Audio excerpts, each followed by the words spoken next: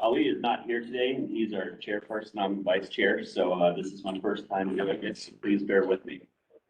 No opening remarks, so I'd like to get it back to you. Sure thing. And just a quick reminder, I know we've had some tech issues in the past. So I want to make sure everybody, I know like people right in front of the owl right here, you should be fine. If you're closer to the other side of the room, like Adam or our city partners, please make sure you're projecting when you're speaking up so that the owl can pick you up. All right. To enable public participation, we will receive public comment for each item on today's agenda. Each speaker will be allowed up to 3 minutes unless otherwise abbreviated by the chair. And when you have 30 seconds remaining, I will indicate that your time is up and ask for the next person in the queue to speak. We will take public comment from those joining us in person first, and then open up the remote access lines for those joining remotely. For those calling in to submit their testimony, please call 1-415-655-0001 and enter the access code 2488-014-2000. Please wait for the item you are interested in speaking to and for public comment to be announced. To comment, you must enter *3 to raise your hand. And once you've raised your hand, you will hear a prompt that you have raised your hand to ask a question. Please wait to speak until the host calls on you. When you hear that you are unmuted, that is your indication to begin speaking.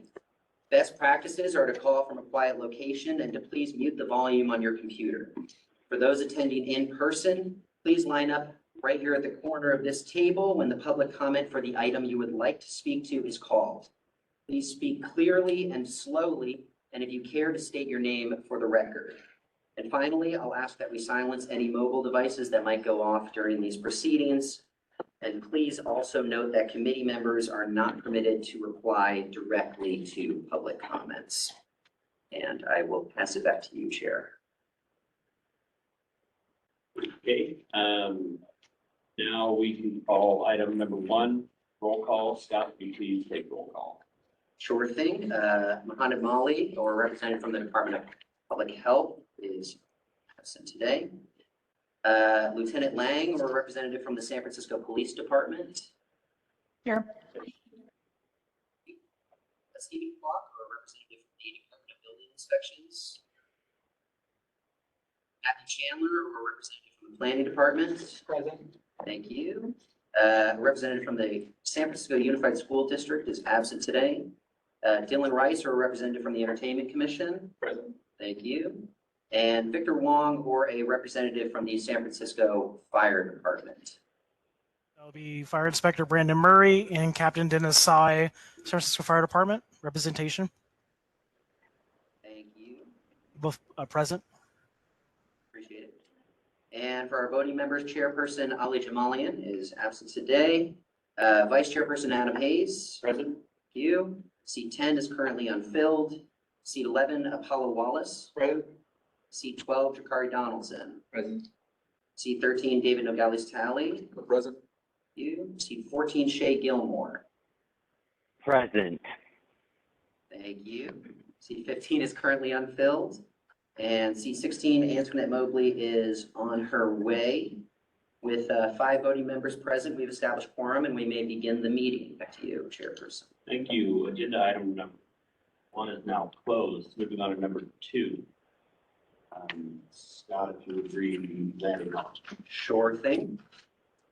The San Francisco Cannabis Oversight Committee recognizes that we are on the unceded ancestral homeland of the Ramaytush Ohlone, who are the original inhabitants of the San Francisco Peninsula.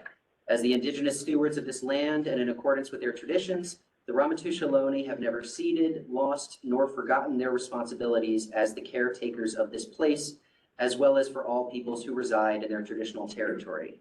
As guests, we recognize that we benefit from living and working on their traditional homeland. We wish to pay our respects by acknowledging the ancestors, elders, and relatives of the Ramaytush Ohlone community and by affirming their sovereign rights as First People. Back to you, Chair. Okay, moving on to agenda item number 3. Adam, if you wouldn't mind just speaking up. At this time, members of the public may address committee on items of interest. to the public that are within the subject matter jurisdiction of the committee except agenda items. With respect to agenda items, your opportunity to address the committee will be afforded when the item is reached in the meeting. Each member of the public may address committee for up to 3 minutes when the number of speakers exceeds the 15-minute limit. General public comment may be moved to the end of the agenda. Thank you, Chairperson. For any members of the public attending in person, please line up right here in front of the table to provide public comment. For our remote viewers, please note that you have 2 options to provide public comment at this time. The first option is to call in by phone. If you would like to use this option, please dial 1-415-655-0001, followed by this access code, 2488-014-2000, and then press *3 when prompted to do so. You may be muted if there are others in the queue before you. If so, please wait until your line is unmuted to begin your public comment. Option 2, you can submit your comments by chat. The chat box is open, and I will read your comments as they come in. And it looks like we do have at least one public comment here in person. Sir, feel free to step up right over here, state your name, and say whatever you like. Graham Goodwin, I'm the media director of the San Francisco Brownie Mary Democratic Club. My general comment is I was at a cannabis event with Mayor Reed, and I had the opportunity to talk to her. And one of the things that's retarding everything to do with cannabis is that the stance of public health, not being transparent about any of the facts when it comes to cannabis use, including cannabis smoke.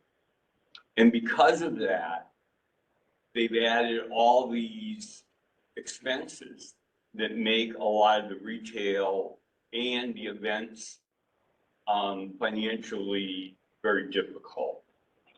And I'd like to see our committee, our oversight committee, ask, like I did the mayor, to ask to sit down with public health and ask them to show us the data, the medical, whatever, that indicates that any of our substances are threats to the community. Because I think we're being targeted not on medical science, but on stigma. And I'd like to see the committee make a motion that Dr. Colfax, the head of public health, would sit down with the mayor. She indicated to me when I told her things that if I sent her an email, which I'm gonna do, detailing some of these things, and she'd review it, she would sit down with Dr. Colfax to review cannabis policy. And I would ask the committee to urge the mayor to do that kind of thing and that let's see the public facts. I don't think we're being unreasonable. Let's see it. The public deserves, our citizens of San Francisco deserve to see the medical facts that you're basing your policy on for a very last reason, which is credibility. We want public health to have credibility. It's not credible if you just say things but not show us the data. Thank you. Thank you, sir.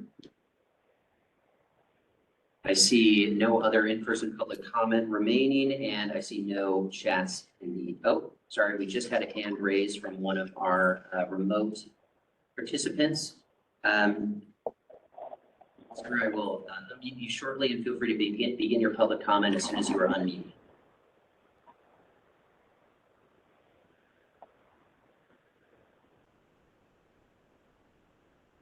Hi, sir, feel free to go ahead. Can you hear us?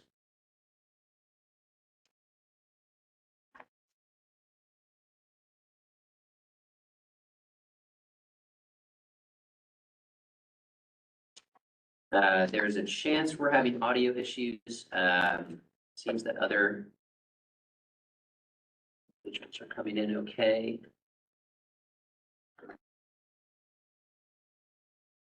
Can you hear us all right, sir? I'm going to go ahead and mute you for now. Feel free to enter your comment into the chat, and I will read it aloud into the record. With that, I see no other public comment remaining, and I'll send it back to you, Chairperson. Okay, with that, general public comment is closed. Moving on to agenda item number 4, we'll now, the review and consideration of the regular agenda of today's meeting. Would any members of the committee like to move to add or amend the agenda for today's meeting?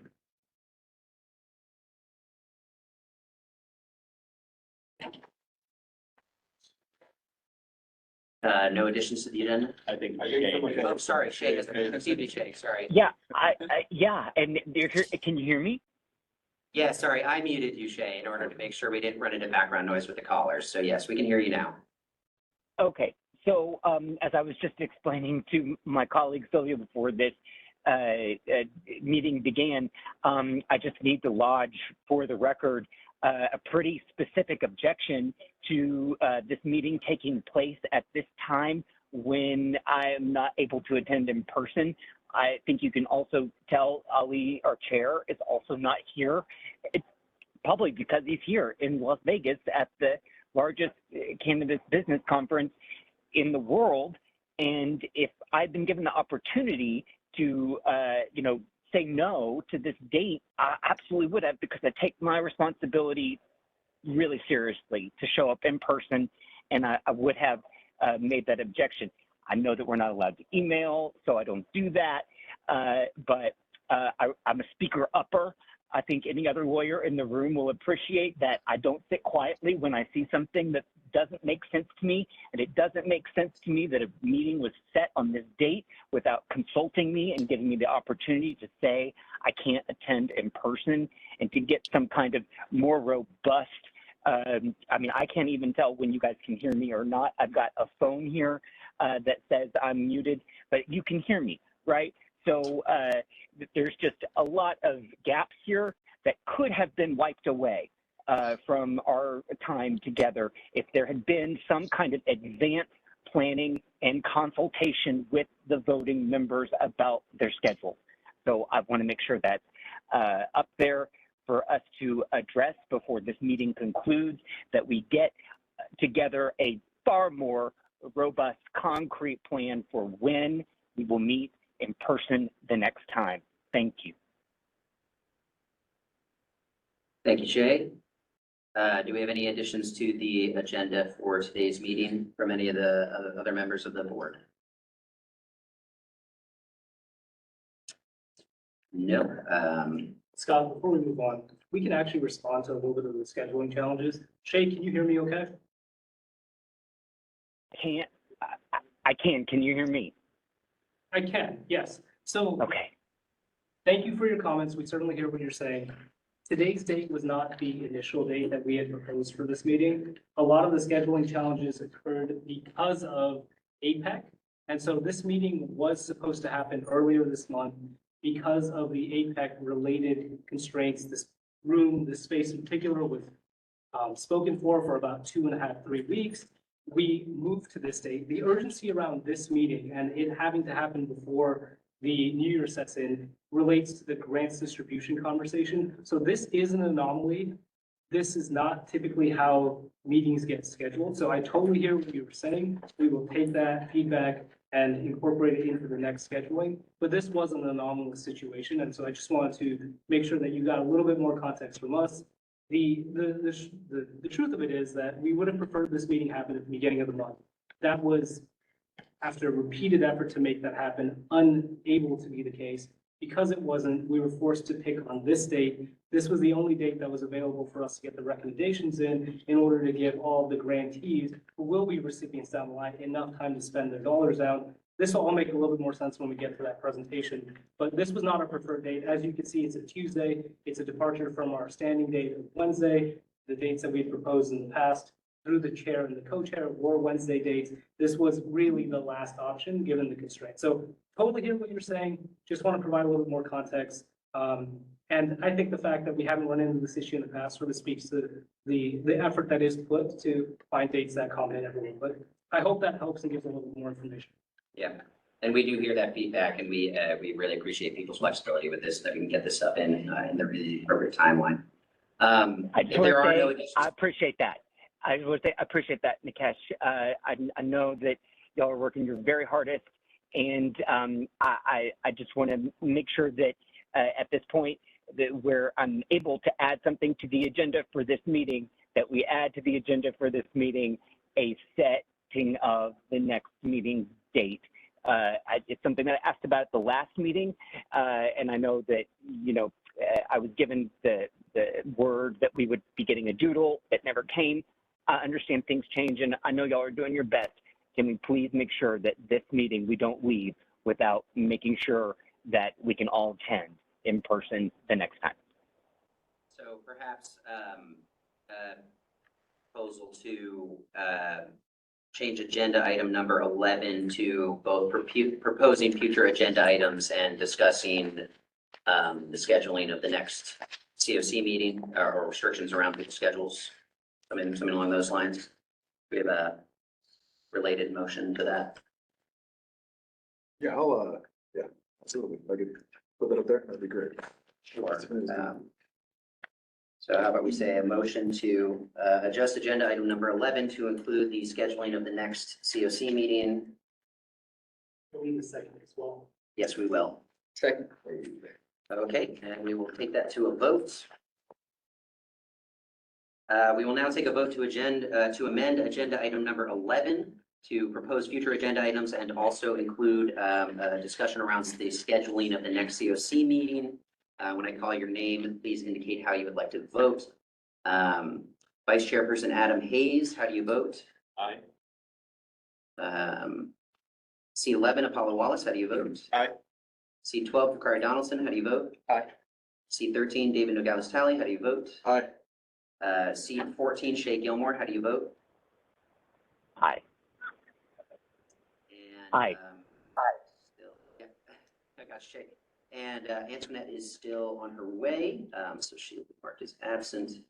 And make a quick note here. With 5 ayes, that passes, so the agenda is so amended.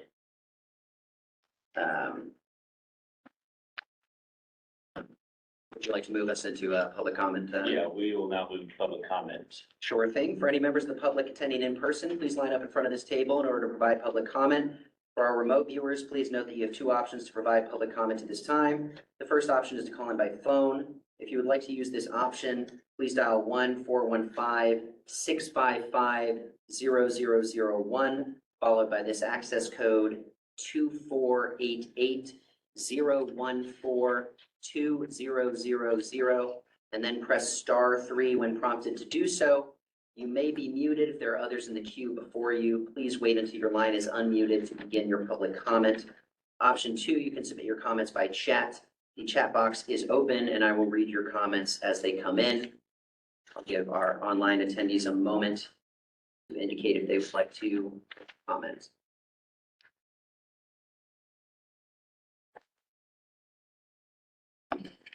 Seeing no online comments and no in-person comments, I believe we have no comments remaining. Okay, with that, agenda item number 4 is closed. We'll now move on to agenda item number 5, to review and approval of the meeting minutes for the previous meeting of the COC on 9/13/2023. Would any member of the committee like to move to amend the minutes from the previous meeting?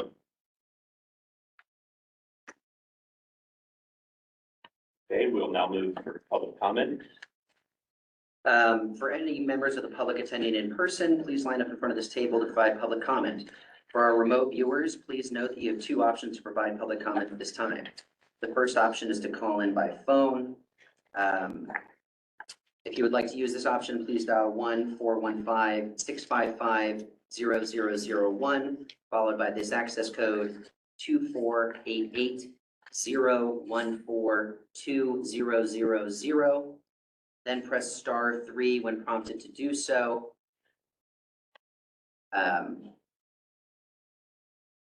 I was just asked to repeat this number as well, so I'm going to go ahead and repeat it for our online attendees.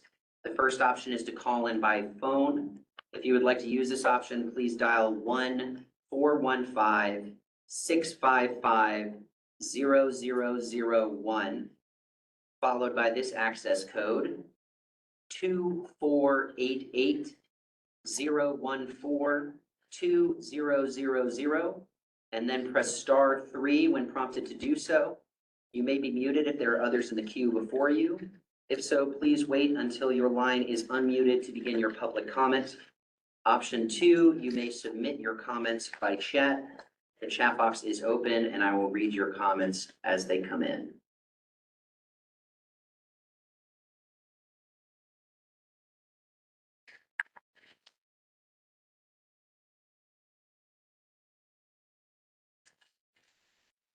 I am not seeing any hands raised, and I am not seeing any chats in the chat box.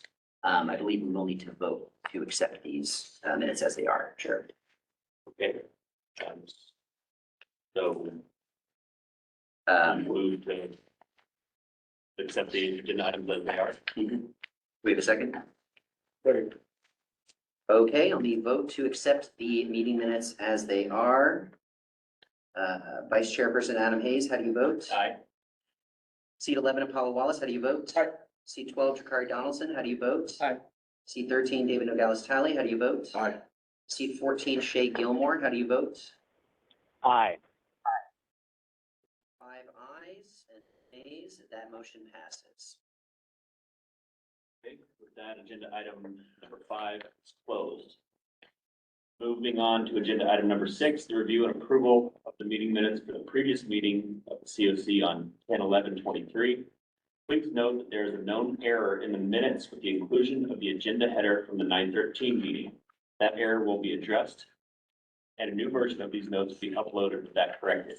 Would any member of the committee like to move otherwise amend the minutes from the previous meeting? We'll now move to public comment. For members of the public attending in person, please line up in front of this table to provide public comment. For our remote viewers, please note that you have 2 options to provide public comment at this time. The first option is to call in by phone. If you would like to use this option, please dial 1-415-655-0001, followed by this access code, 2488-014-2000.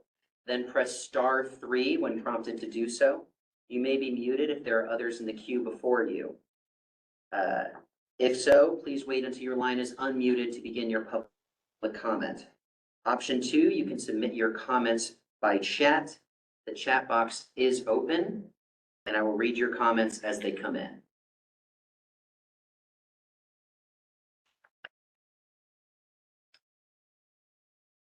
And I do not see any hands raised. It looks like there's no in-person commenters, and I have nothing in the chat box, Chair. We will again have to hold a vote. Okay, so move to vote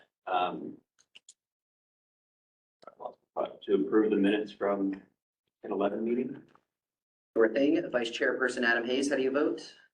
Aye. Seat 11, Apollo Wallace, how do you vote? Aye. Seat 12, Jakari Donaldson, how do you vote? Aye. Seat 13, David Nogales Talley, how do you vote? Aye.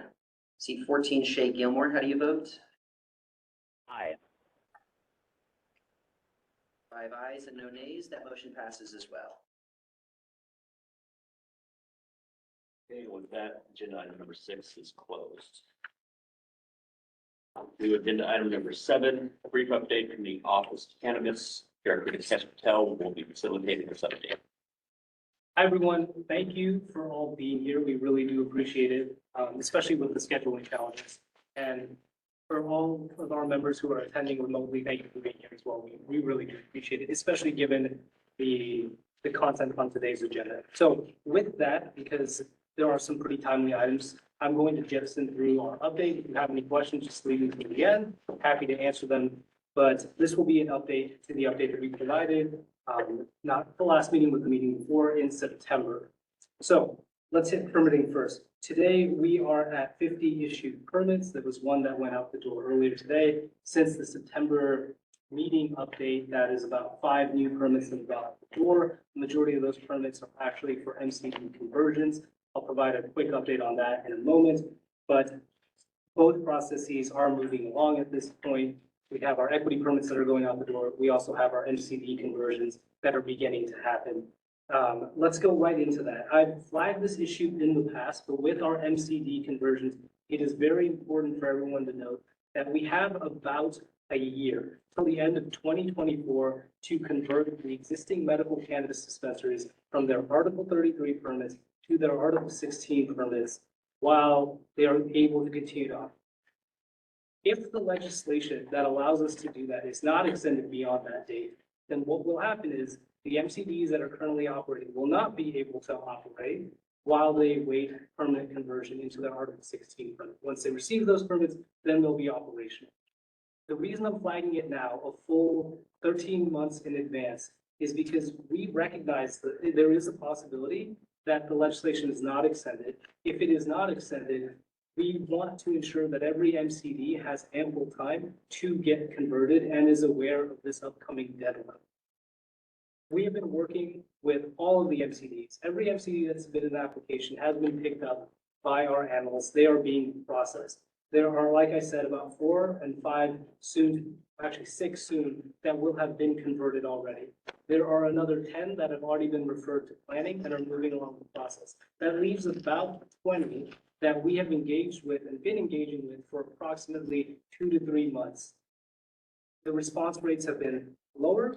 They haven't been as expedient as we'd like, and we are concerned that if it keeps up, these businesses won't have the opportunity to convert in a timely manner, and they will have to cease operations unless this legislation is extended while they await permanent conversion. This is 13 months off, but I want to flag it now. One of the tools that we are considering using is a shot clock, not as a punitive measure, but as a measure to encourage these businesses to keep their applications moving along, so they have the opportunity to be converted before the year expires. Wanted to flag that for the committee. If there are any questions, I'm happy to answer them, but we are proactively doing work on this front to avoid an issue where 3-4 months down the line, all these businesses have to scramble. We do not want that, and we are trying to get ahead of this. There is a possibility that the legislation could be extended, but it's not something we are banking on, given that it has been extended a handful of times already. Shifting gear, our businesses that are operating with temporary permits, they are also all been assigned to an analyst and are in various stages of the permitting process. We have a handful of businesses that are in the final stages. These are equity businesses. The final stages of completing their build out. So those businesses will come online. And I'm also happy to report that our permitting speed has increased. So whereas in the past, it has taken anywhere between 24 to 34 months to complete the permitting process, we've reduced that by about 10 months. And that was for the businesses that were permitted as of the year 2021. Once we have all of the permits at the door and can do that analysis again, I suspect that this number will be even lower, that it won't be just 10 months, it'll be reduced by a couple more months. So we'll provide that update when we have it, but that's all very encouraging. Speed, processing speeds are improving. Grants, you'll hear from the grants team in a moment. There's a lot of activity on that front, both what has happened and what is coming down the pipeline. So more to come there. On the enforcement side, I have provided these figures in other forums, but I'd like to share them here as well. The enforcement work has really picked up. In the past about a year and a half, the Office of Cannabis has conducted 49 in-person compliance inspections of permitted cannabis businesses. That's a significant uptick from the number in 2021, 2022. It was just north of single digits at that time. Here's another area that I had indicated was a priority of the office: enforcement actions. So these are actions against illicit businesses or businesses that we received complaints about that are not permitted by our office. We have conducted 244 enforcement actions since beginning of 2022. That includes 13 notice of violations to illicit businesses and 1 notice of violation to a business that is operating with an Article 16 permit. So that is work that we are prioritizing that's happening. What we've also done as a part of our enforcement efforts is developed a relationship with our DCC partners. We work very closely with the inspector. Can't share too much about our practices, but just in the past couple of months, we have engaged in some actions that have resulted in 5,300 plants being confiscated across a handful of illicit warehouses, 500 pounds of processed cannabis with an estimated street value of about $2 million. So that is work that we are taking very seriously, and there is traction. The last update is with respect to legislation that's making its way through the Board of Supervisors. This shouldn't be a surprise to anyone here. There is legislation that was introduced by Supervisor Catherine Stephanie's office. It's ordinance number 230988. It seeks to include daycares into the 600-foot buffer, as well as establish an 18-month period of discontinuance. We'll hear more about this from the Planning Commission in just a moment, so more to come. If you have questions, I'm happy to sort of take them in advance. And then there was also legislation that was introduced to extend the temporary cannabis events pilot program per the recommendations of this committee for 3 years. That was heard before the committee several weeks ago, as actually before the full board today, beginning 2 o'clock. So if I get any live updates, I'm happy to share them. Those are the legislative items that they're making their way to the board. And finally, just as an administrative update, many of you know that the Resource Development Associates has provided assistance to the Office of Cannabis over the last couple of years to facilitate these meetings. The funding for that contract has expired.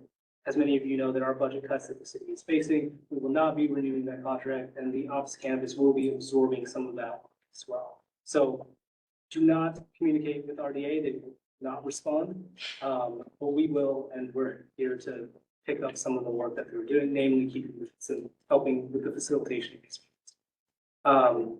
Thank you for bearing with us. If you have any questions, I'm happy to take them right now. Do we have any questions from any present committee members? Yeah, okay, so for the illicit operators, you said that the Office of Cannabis has, you guys, you flag them essentially, or you send them a notice of violation, but what does that entail after that? So it's a multi-step process. If someone files a complaint, we'll do the initial investigative work. If the initial investigation suggests that the facts of the complaint can be corroborated, we'll reach out with other city departments, and then we'll escalate it into a full-on investigation. If it gets to the point where the on-site investigation substantiates the basis of the complaint, then we will issue a notice of violation. That is basically saying you are in violation of this particular code section, or this section, you must cease operation, or you must abate the violations. And then they have X number of days to actually do that. We do monitor that closely. If they fail to abate those violations, then there are penalties that can be imposed. It's sort of a graduated process, but we've seen these notice of violations be very effective in getting the violation resolved. And most times what happens, especially with the illicit businesses, they just pack up and leave, right? In the event that the initial investigation suggests that there is a sophisticated or larger operation that's going on, then we'll reach out to our DCC partners, work with them, and there have been instances where we've done that and it's resulted in a lot of flower, a lot of processed cannabis actually being confiscated, people being detained. So it does escalate, but there are, I would say the majority of enforcement actions are our initial review. They may get to the point where we work with other departments, and then the notice of violations are a little bit more rare, but they are very effective. We do also issue cease and desist letters if a business is operating without a permit, right? So there's specific violations that that need to be abated, but if they're generally operating without a permit, that will immediately trigger a cease and desist. Gotcha. Director Patel, this is Shay. Can you hear me? I can hear you. Okay, great. Yeah, just following up on what Jakari was asking, I had a question about AB 1448, which just got signed by Governor Newsom last month. This is the legislation that allows for local jurisdictions, county council, district attorneys, any of the prosecutors that are going to bring any actions in court related to illicit activity, like you're talking about, allows the local jurisdictions to split 50-50 any penalties that are assessed in connection with those prosecutions with the general fund in the state. And so I'm just curious about how AB 1448 is viewed by the office here? Is it something that you're looking at as a tool you can't wait to kind of grab a hold of? Or have y'all really even been thinking about it? I just want to make sure I wrote about it for the Daily Journal in my law practice, and I can't resist the opportunity to really make sure the office here in San Francisco is aware of that tool. Yeah, no, thanks, Shay. We are aware of the tool. Right now, the Office of Cannabis priority, my priority is expediency. So really the question for us is what are the tools that are available to us that will result in the most immediate action to these businesses that are operating illicitly? The prosecution route is one tool that's available. What we found though is this partnership that we've developed and spent a good amount of time cultivating with the DCC, it's resulting in more immediate action. Technically, when those investigations and ultimate enforcement action happens, it's under the DCC's purview. So if there is enforcement action that's taken beyond removing the equipment and doing what we can locally, in other words, if there's prosecution at the state level, it has to come from the state, right? So I think it's more of an administrative sort of snag that we have to think through. If there are instances where we are the lead agency, then I think it's easier to have that filtered through the DA's office and for ultimate prosecution. Like you said, the benefits are that we can recoup the penalties, or at least 50% of the penalties. That's something we're looking into. But if the priority is around expediency, we have a process in place right now that's working, and it's moving much faster than anything that we've tried to do internally with other city partners. So at this point in time, I'm more inclined to continue with what we have, but it is something we're looking into, just recognizing that it's a better use tool when when we're the lead agency versus when we're partnering with another agency. Thanks for the question, Moshe. Great. Any other questions or want to open up to public comment? But yeah, that will now move to public comments. For any members of the public attending in person, please line up in front of this table to provide public comment. For our remote viewers, please note that you have two options to provide public comment at this time. The first option is to call in by phone. If you would like to use this option, please dial 1-415-655-0001, followed by this access code 2488-014-2000. Then press *3 when prompted to do so. You may be muted if there are others in the queue before you. If so, please wait until your line is muted to begin your public comment. Option 2, you can submit your comments via chat. The chat box is open and I will read your comments as they come in. Looks like we have one individual who would like to make their public comment in person today. Please go ahead, sir. Bram Goodwin, Browning Mary Democratic Club. I just wanted to comment on that the pilot program for events is being gone again, I guess for another 3 years, I suspect, which is fine, except it seems like it's kicking this can down the street instead of having a much more comprehensive program where because most of these designated events are very large, which is fine, except I think we'd like to see much smaller ones have access and be able to do things. And I'm just wondering if this legislation will allow smaller venues, smaller promoters to incorporate cannabis in their events. I'm hoping that's true. Thank you very much for your public comment. And with that, Chairperson, I do not see any hand raised online or chats in the chat box, and no other individuals here in person. Okay, so with that, agenda item number 7 is closed.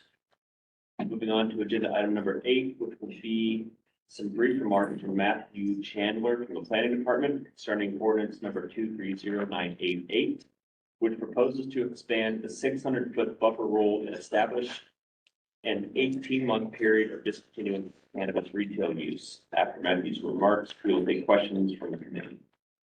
Hello, everybody. Matthew Chandler with the Planning Department.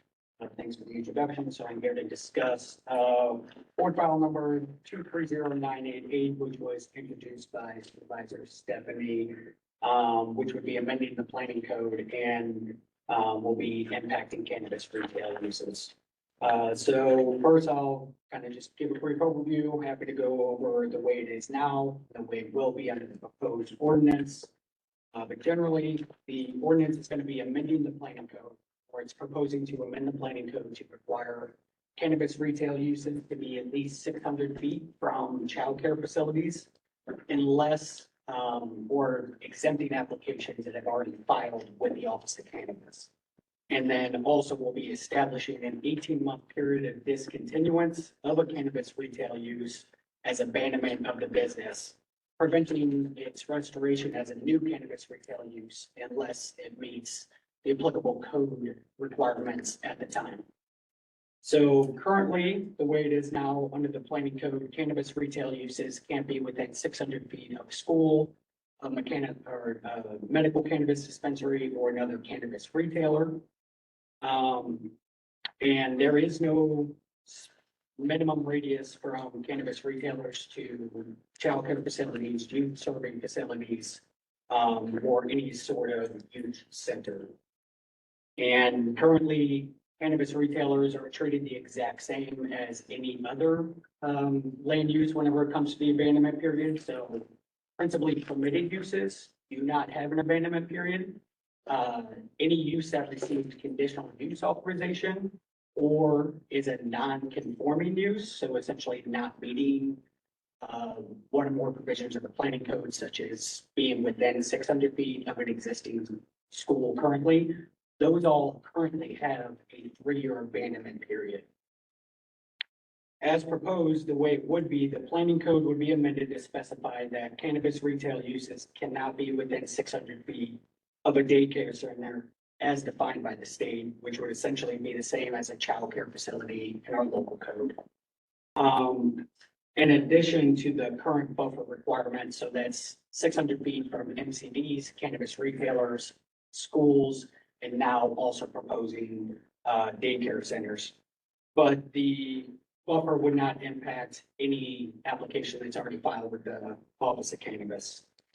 And for the abandonment period, any cannabis retail use, whether it received conditional use authorization or is principally permitted or non-compliant, they would have an 18-month period of abandonment, meaning that if they close down for 18 months, the land use expires, or otherwise, if they abandon the land use by changing the land use, then the land use expires after 18 months as well. The planning department does not support the additional buffer requirement to include daycare centers. We see that we're going to be recommending that there be some sort of study conducted to review impacts of cannabis retail uses, the impacts they have on schools and daycare centers, and then also take the time to formulate appropriate buffering distance or requirements from such uses as needed, if needed. And then for the abandonment period, we would be recommending that only cannabis retailers that required conditional use authorization would be subject to the 18-month abandonment period. So not any other cannabis retail uses, such as principally permitted uses. So this is going to be going to the Planning Commission on December 7th. That is a public hearing process, so anyone is able to attend and provide public comment. You can submit a letter on behalf of the committee or individually. You can submit any sort of email or letter to me at matthew.chandler@sfgov.org. Matthew has one P in it, so MATHEW.CHANDLER@sfgov.org.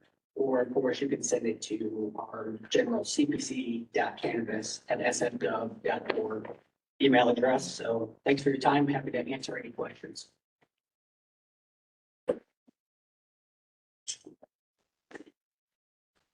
Do any of the present board members have any questions for Matthew Chandler at the moment about the ordinance number 23988?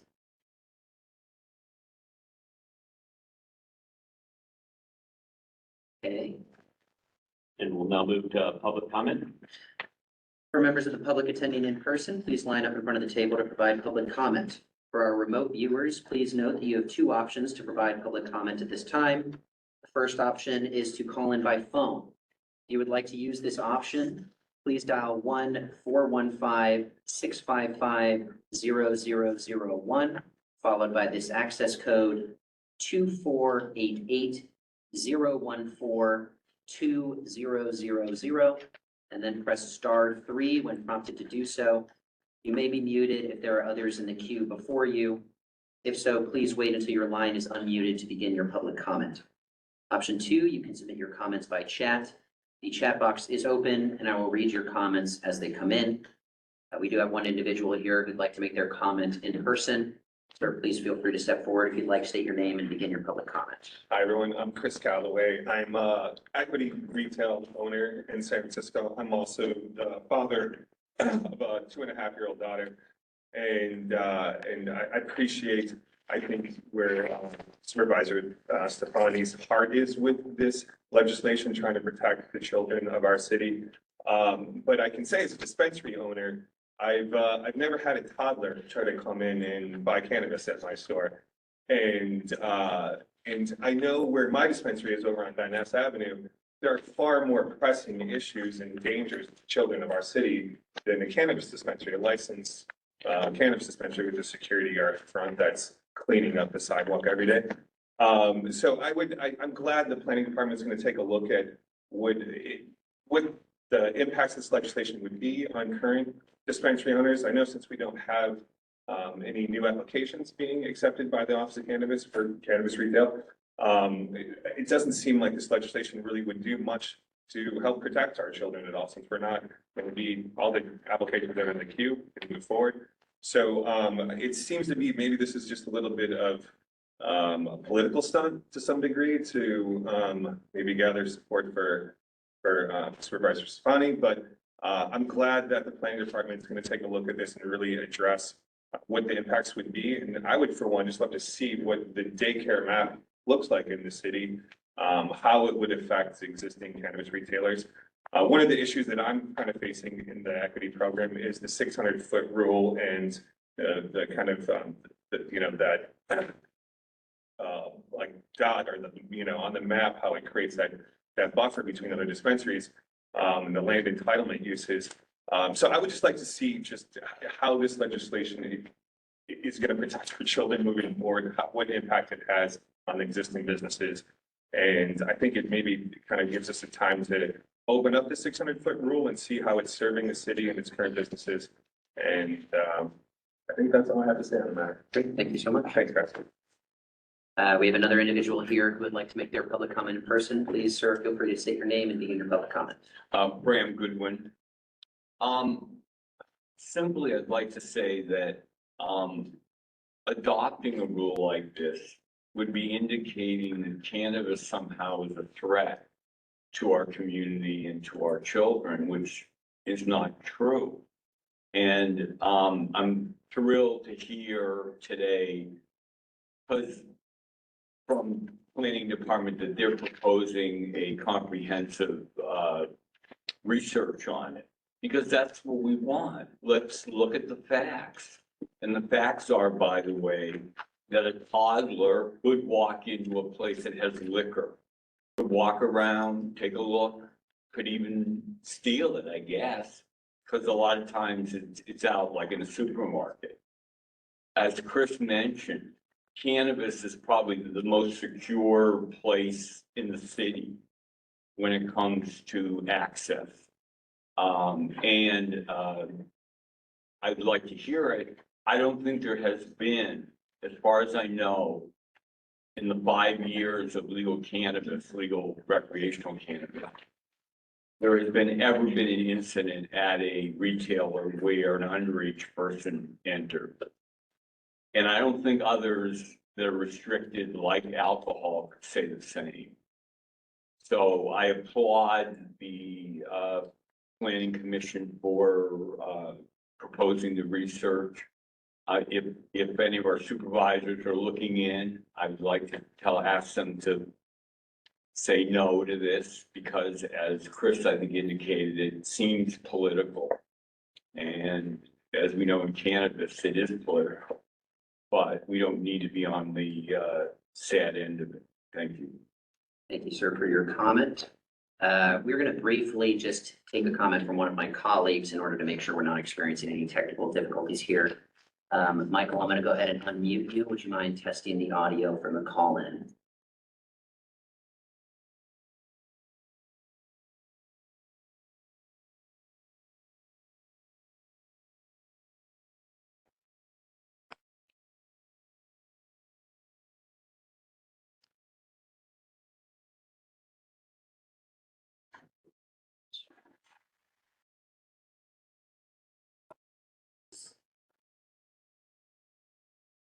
Michael, can you still hear us? If you're still unmuted, would you mind trying testing again?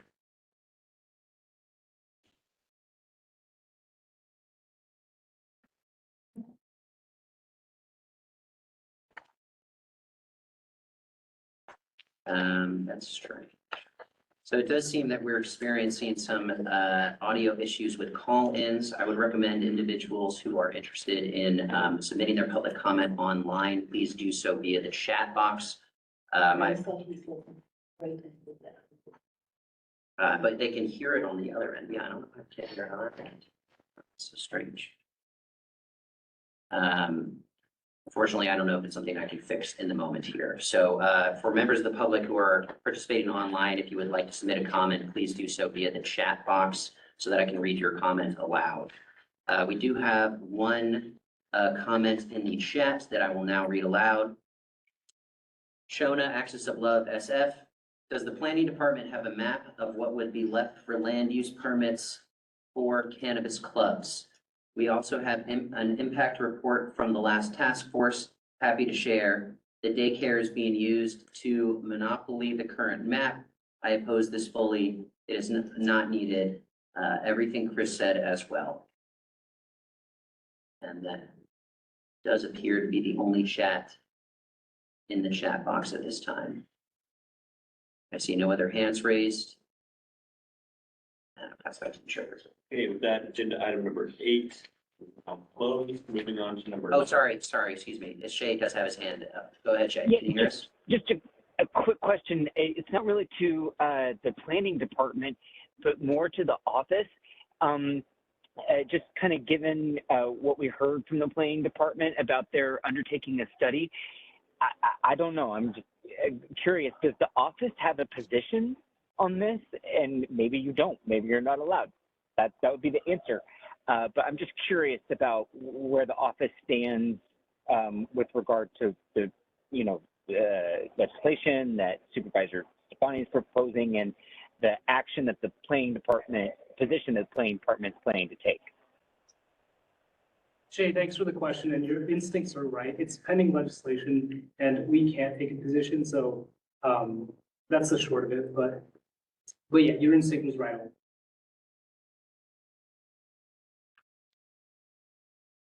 Great. I see no other hands raised, and I see no other comments in the chat box. So with that, I will pass it back to the chairperson. Okay, now agenda item 8 is closed. Moving to 9. Be some brief remarks from a representative from the fire department concerning the carbon dioxide inspection for cannabis cultivation and manufacturing process. After the representative's remarks, they will take questions from the committee.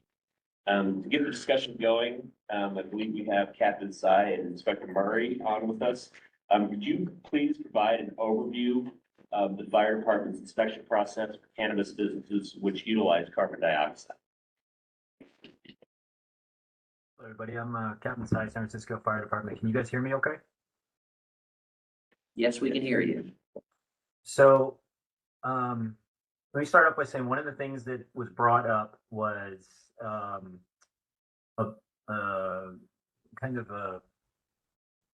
don't know where it came from, but I guess the belief that the San Francisco Fire Department doesn't have much experience with CO2 permitting. So to answer that, in case that's on anyone's mind, CO2 is a permit that we issue quite frequently. Every restaurant, bar, establishment that has beverages uses very likely CO2 distribution. So we permit a lot of businesses that use CO2. So very familiar with the procedure, the concept, the testing, the permitting, the inspections. So first and foremost, to simplify it, you got to look at it as there's two permits, one to build and one to use. So if you're going to utilize CO2 in your operation, you've got to get the system permitted through DBI. So the first step is to hire an engineer or someone to design your system, submit to DBI, and get that approved. That's the very first step. So once that's your permit to build. Now you want to use it, you come to us, and the first thing we're going to want to see is that your permit for the CO2 has been finalized or approved, finished, however you want to call it. Then we can start the process of the inspection for letting you use the system or permitting the system, if you will. So we go through a number of things. First, we go outside. You're going to need what's called NFPA placards, NFPA 704 placards that identify the hazard. If you have multiple hazards on the property, determine the highest hazard and use those for your numerical warnings for the NFPA sign. Then we go further into the operation. Wherever the CO2 is going to be utilized, we should say, you're going to need signage. So if you have, let's say, a grow room where CO2 is going to be dispersed, that room before you go in is going to need signage. Signage comprises of the NFPA sign I said with the hazards. You're going to need a sign identifying the type of gas being used. And then you're going to need a sign that kind of explains very briefly what to do if the alarm goes off. And when I say alarm, I'll speak of that next, is when you utilize CO2, you're going to need a monitoring system. You're going to need something that detects a level that is unsafe. And once that detection gets to that level, it's supposed to, if it's tied into your fire alarm system, maybe there's a delay, but it's supposed to alert your system. There's supposed to be exhaust, so the excess CO2 is released out. There needs to be sirens and strobes. And the only major difference, I should say, that we have with the CO2 system that we permit quite frequently with restaurants is that we require a siren strobe on the inside of where CO2 is being utilized for cultivation operations. And the reason is when you have a restaurant and you have let's say a number of CO2 tanks, over 100 pounds of CO2 on the property. Typically, the CO2 is going to be located in a room, and we require everything I just said, signage, warnings, everything. If there is a detectable level that is dangerous from the monitors and sensors in that room where the tanks are being stored, an alarm will go off, sirens and strobes alert the building, and everyone knows not to go in that room. Do not go in that room, there's something going on.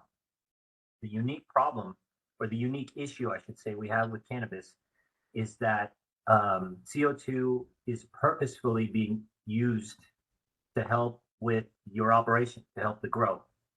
So there is very likely a chance that there could be people in the room, and that's what we're worried about. There are people that work in the rooms. The lights are extremely bright. They're grow lights. Very often they wear very dark shades, and because it is a very tedious job sitting there, human nature, you're going to wear what I've seen, earbuds, AirPods. Technology today is so good, noise canceling. It is very hard to sometimes hear the sirens and to see the strobes with the sunglasses if you're in a room trimming. And so to give anyone stuck in that room a fair chance of getting out, we require sirens and strobes in the rooms that the CO2 may be utilized in. And besides that, most of the requirements are identical because it's the same. It's the same across for a restaurant. So we require the sensors, the monitors. We require sirens and strobes on the outside of the rooms, along with inside the rooms. And let me think what else we need there. The tanks have to be, if you're using portable tanks, they have to be secured to the wall. And that's in case of like an earthquake or anything, or a disaster. We don't want the tanks dropping. causing a leak or causing a tripping hazard or a delay in egress in case of emergency. If you have dewar tanks, they have to be secured to the ground. But all of that would probably be checked if you have dewar tanks during the initial CO2 permit with DBI. And that's basically it. So again, if you want to simplify it, there's two permits: permit to build and then permit to use what you just built.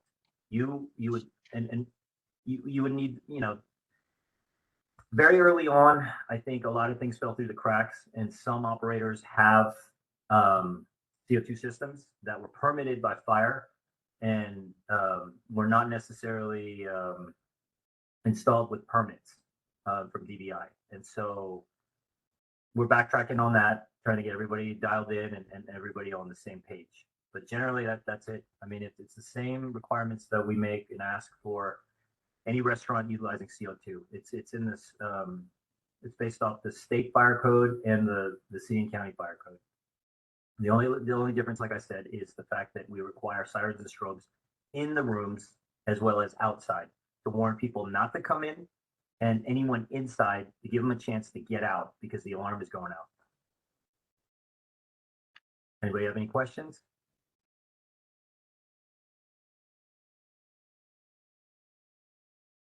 No. Overall, let me take this opportunity real quick. It's kind of off topic, but it expands on this. With many of the operators in the city, basic requirement, and again, this is kind of related, but a little separate. You want to make sure that the DBI permits are all dialed in. So if you have DBI permits that are open or filed, anything that touches the operation, anything that affects life safety, fire safety, has to be addressed. So all your DBI permits need to be taken care of. Next, the occupancy needs to be dialed in. An F1 occupancy is what the city requires for cultivation. And then CO2 is voluntary. If an operator is not using CO2, it is not an extra step that needs to be considered. But if they do, then CO2 needs to be followed through the same way that I just discussed. But that's a very abbreviated, simplified step of what is required and what we need before we can issue an operational permit for cultivation in the city. So with that, is there any questions? Because I know there's some operators that have a lot of questions as to what we're asking for, why we want what we want. So hopefully that kind of answers some of that, but if it doesn't, feel free to ask me anything you want.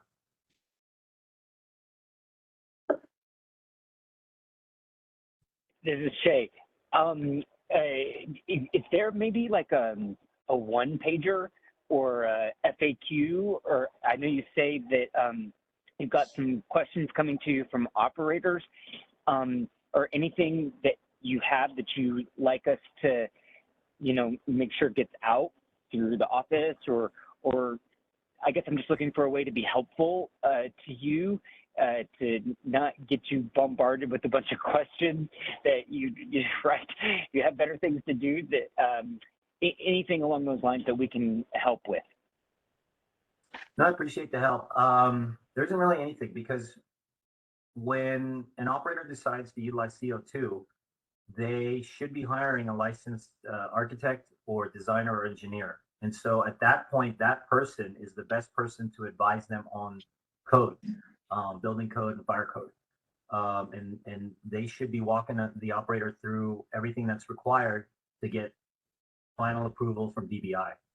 So there isn't really an FAQ or a checklist I would like to give. In my experience, that information, because the operations, although seem very alike, every operator is very unique.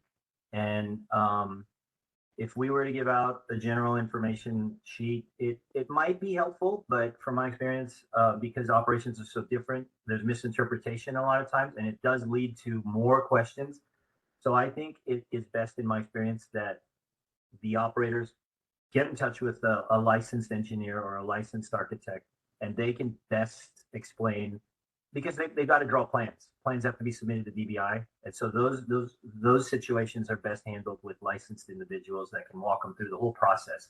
Because by the time they come to my department, the DBI permit needs to be final. And so, there's minor things on site that we adjust and we may call for with the operator. But in general, by that time, the CO2 system has been inspected by DBI and the different, agencies and stuff.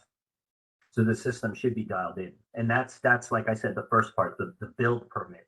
And once you build and you have that permit in hand, now you come to us and say, hey, I want to use this. I just built this. I want to use it. And we're the department that handles the operation part. So we would do the inspections. So I don't want to say that we're easier, but the bigger hurdle is DBI with the construction and the design and everything that's entailed there. Compared to that, for the most part, our process is a little quicker, a little easier. But thanks for the help. I appreciate it.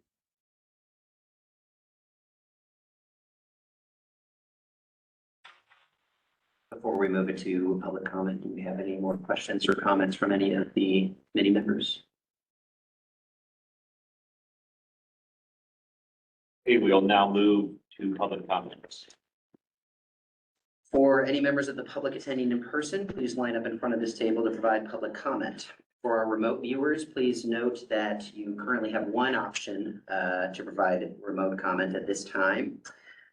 Please enter your comment into the chat box and I will read it aloud. Give our online members a moment to input those potential comments. Do not believe we have any in-person comments.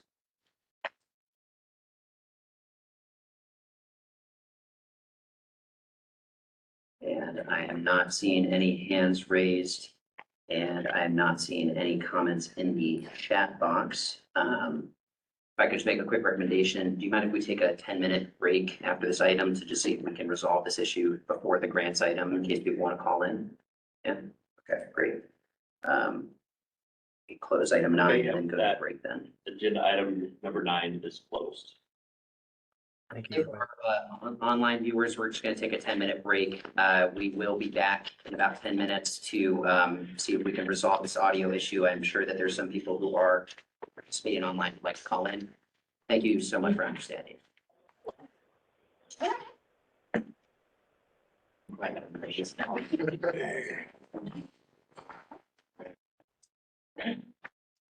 Hi, anyone viewing online? We are just doing a quick audio text, so no worries, we're still on a break here. I'm gonna go ahead and unmute you. Corwin? How many times do you call where it's requiring me?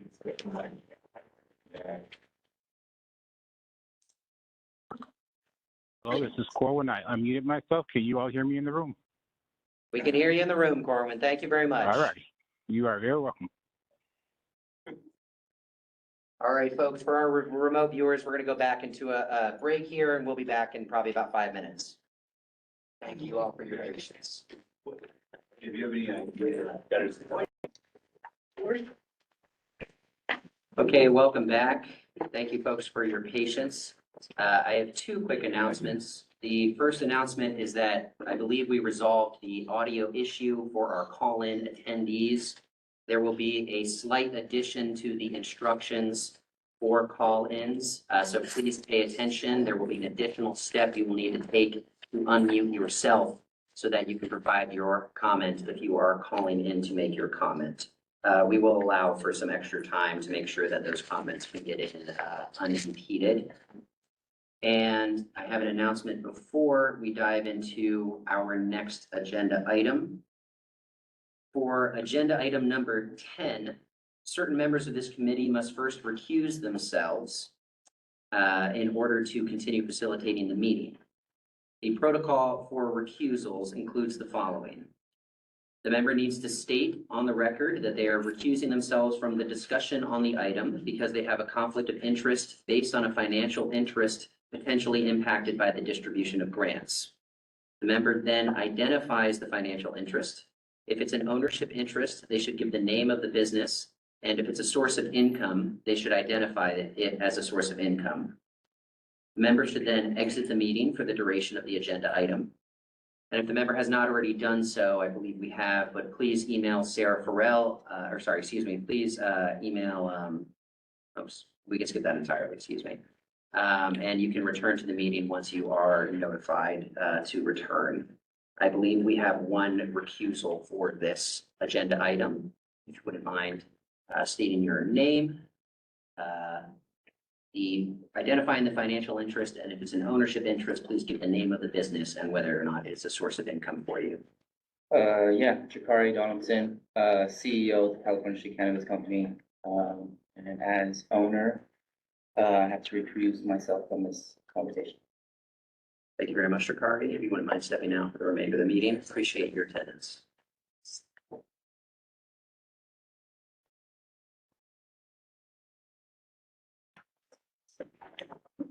Okay.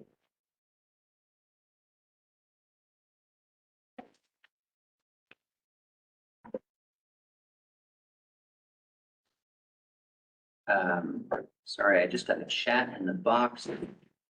Someone cannot hear the audio of the webinar.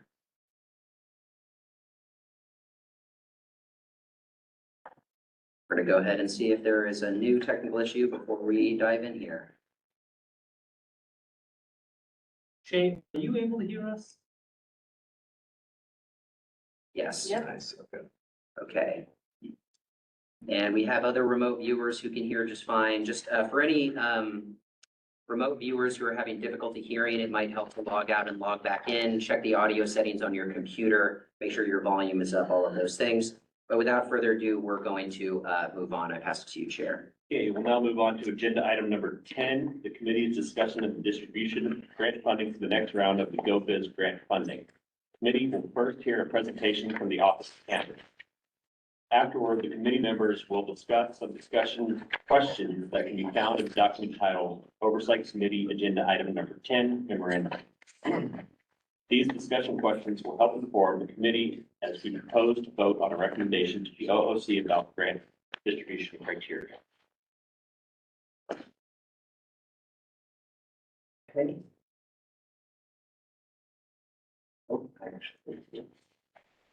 Screen.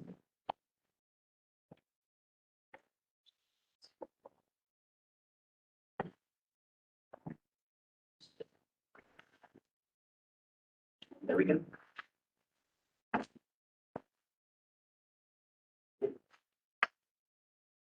Hey everyone, Jeremy Schwartz, Deputy Director, Office of Cannabis, gonna pick up the energy a little bit. I know we're at 3 p.m. feeling, but this is a very exciting agenda item. And certainly really appreciate folks coming out here, tuning online, our committee members and the public. We do not take your time for granted. We know you have other responsibilities with your family, work, and it's very exciting that we can continue to make progress meeting by meeting, continue to activate your community. This is a very important platform for folks to turn out and voice what they're seeing on the ground level that the industry is facing.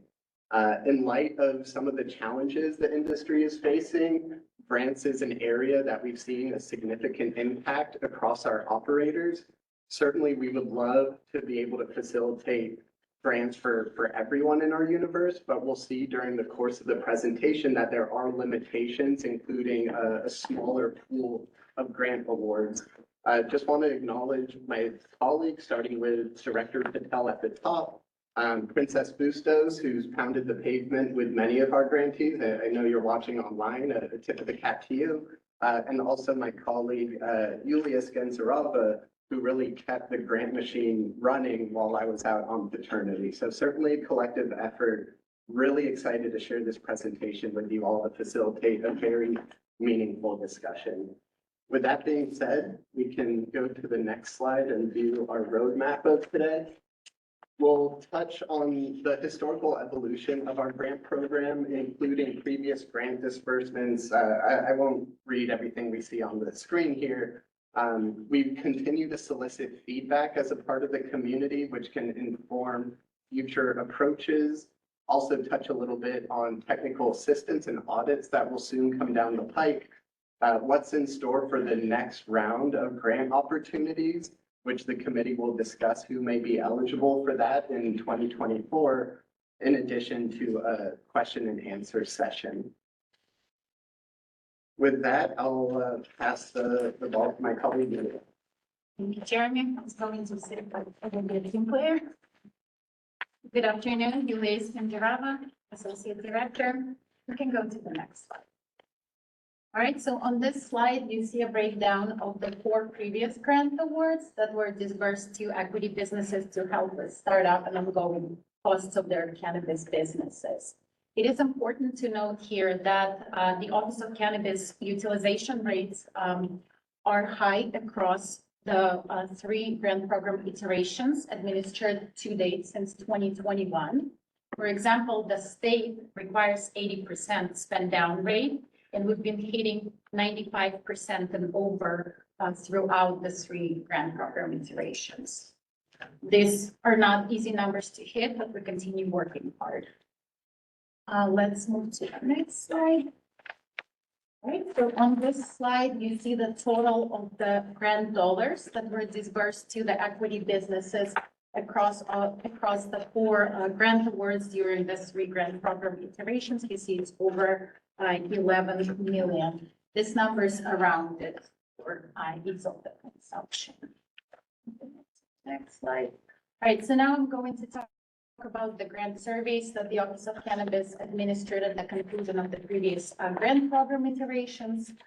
So as you see on this slide, and you will see on the slides that follow, that grant dollars reached a diverse community, diverse cohort of grantees. You can see on this slide. You also will see that the response rate was high, 84%, with total respondents of 42. However, also important to note that the cohorts during GOBIS 1 first grant program iteration and subsequent grant program iterations were different in size. So when you see the total respondents for each of the grant surveys, those numbers look different because the cohorts were different in size. So we can move to the next slide. So similarly to the previous slide, grant dollars reached a diverse audience. And also another thing I kind of want to highlight that is not on the slide, that we have seen the increased representation of those who identify as female as participants of the grant program iterations. And it is definitely a trend that we like to see. On to the next slide. And with the 3rd grant survey administered the most recently, Jeremy, if you could please present on the findings. We're going to have a lot of colleagues present. Want to give visibility and want to keep this discussion lively. We recently concluded our survey for the latest grant cohort. Not only do we see that there's continued representation across demographics in San Francisco relative to the percentage of the population that are these different races in the city, but also we've seen folks agree that the Office of Cannabis continues to be responsive to grantees' needs, and maybe we could toggle to the next slide really quickly. And not only that, but consistent with the historical evolution of the program, that folks are generally satisfied with the administration of grants. We're aware that between the state and the local partners, that there's been an increase in the documentation that's needed to submit a funding request to get reimbursed for something like a sprinkler system or rent. Despite this heightened level of review, it appears that folks continue to be generally satisfied with grants. Survey isn't our only opportunity to solicit feedback. For folks that have experience navigating this process that couldn't answer the survey, we always encourage recursive feedback, a feedback loop. This isn't the only opportunity to hear from folks, whether it's future meetings or just contacting the Office of Cannabis. We would gladly make ourselves available to discuss folks' experiences and how to strengthen this program moving forward. But for that, we really strongly encourage community engagement. And Jeremy, if you wouldn't mind, just one sort of global point about processes, they can change from year to year. Some of that is within our control, a lot of it is not. And what we try and do is lay out what the expectations are for applying for the grant dollars and receiving them as best as we can up front. But there are some years where processes change midstream. It's a little bit beyond our control. We're responding to city partners. We're responding to what's happening in the media. We're also responding to provisions that are coming down from the state. So we will always try to lay the land before the process gets started, but there's always room for unexpected surprises or change in process. And so we very much appreciate you bearing with us. And the surveys sort of bear that out. But I'd like to think that despite some of the roadblocks that we've faced along the way, this program has been running for, what, 2 years at this point, $11 million out the door, high satisfaction rate, and really high utilization rate. So we love the feedback. We'll keep iterating, but just want to be clear about expectations as well. Things could change. Next slide, please. We'll touch on some other facets of the grant program. I'll hit on some technical assistance opportunities to augment folks' experience navigating the commercial cannabis industry, and then I'll kick it over to my colleague Jorge to discuss some auditing. Regarding technical assistance, the next slide, please. As a part of the most recent grant cohort, we conducted an RFP, and a shout out to one of our non-voting members, Dylan Rice, who is a part of that independent review committee. We found that folks received about $150,000 of free technical assistance, whether it was professional development, permitting, and grant support. Part of why it's so helpful to engage with the community is through listening sessions or community outreach, we heard of a need for security consulting and training support, given the unique contours of cannabis and its federal illegality. However, moving forward, because of the smaller pool of money available for this next round, it won't be feasible to conduct another RFP because the amount of money that can be allocated to TA is capped at under 10%. However, technical assistance will continue to endure through our partnerships with the Bar Association of San Francisco. That organization will provide free legal support to our social equity community, depending on the needs and for a certain number of hours. If for whatever reason a BASF attorney isn't available, the program can continue to refer individuals to low bono legal services as well. It just depends on what someone's looking for. Intellectual property support, right? They have a brand, maybe it's lease negotiation or contracting or otherwise navigating different government departments. With that, I will pass the ball to my colleague Jorge to discuss auditing. Thank you, Jeremy. Appreciate you all being here today. My name is Jorge Rodriguez. I'm administrative analyst here with the Office of Cannabis. I'm the newest members of the team, and look forward to working with you all moving forward. For everyone here today and those tuning in, the Office of Cannabis will begin conducting grant auditing in the coming weeks. To provide some context around that, as a result of the feedback from our grant program, we as a regulatory public agency want to support our operators and ensure compliance both locally with our state partners and internally as well. And analyzing the representation of these grant funds to ensure they're being used for the intended purposes falls within those responsibilities. Something to note, while we understand audits may be cumbersome, they serve some pretty important purposes. One, to preserve the integrity of our grant program, and another to ensure that we as an office continue to receive those dollars for our operators. Auditing will essentially take on one of two forms. The first being what is considered a desk audit, which would be conducting in-office review of documents such as financial statements related to rent payments, any legal services grantees may have used. And essentially anything not needing an in-person inspection that falls within the eligible expense categories.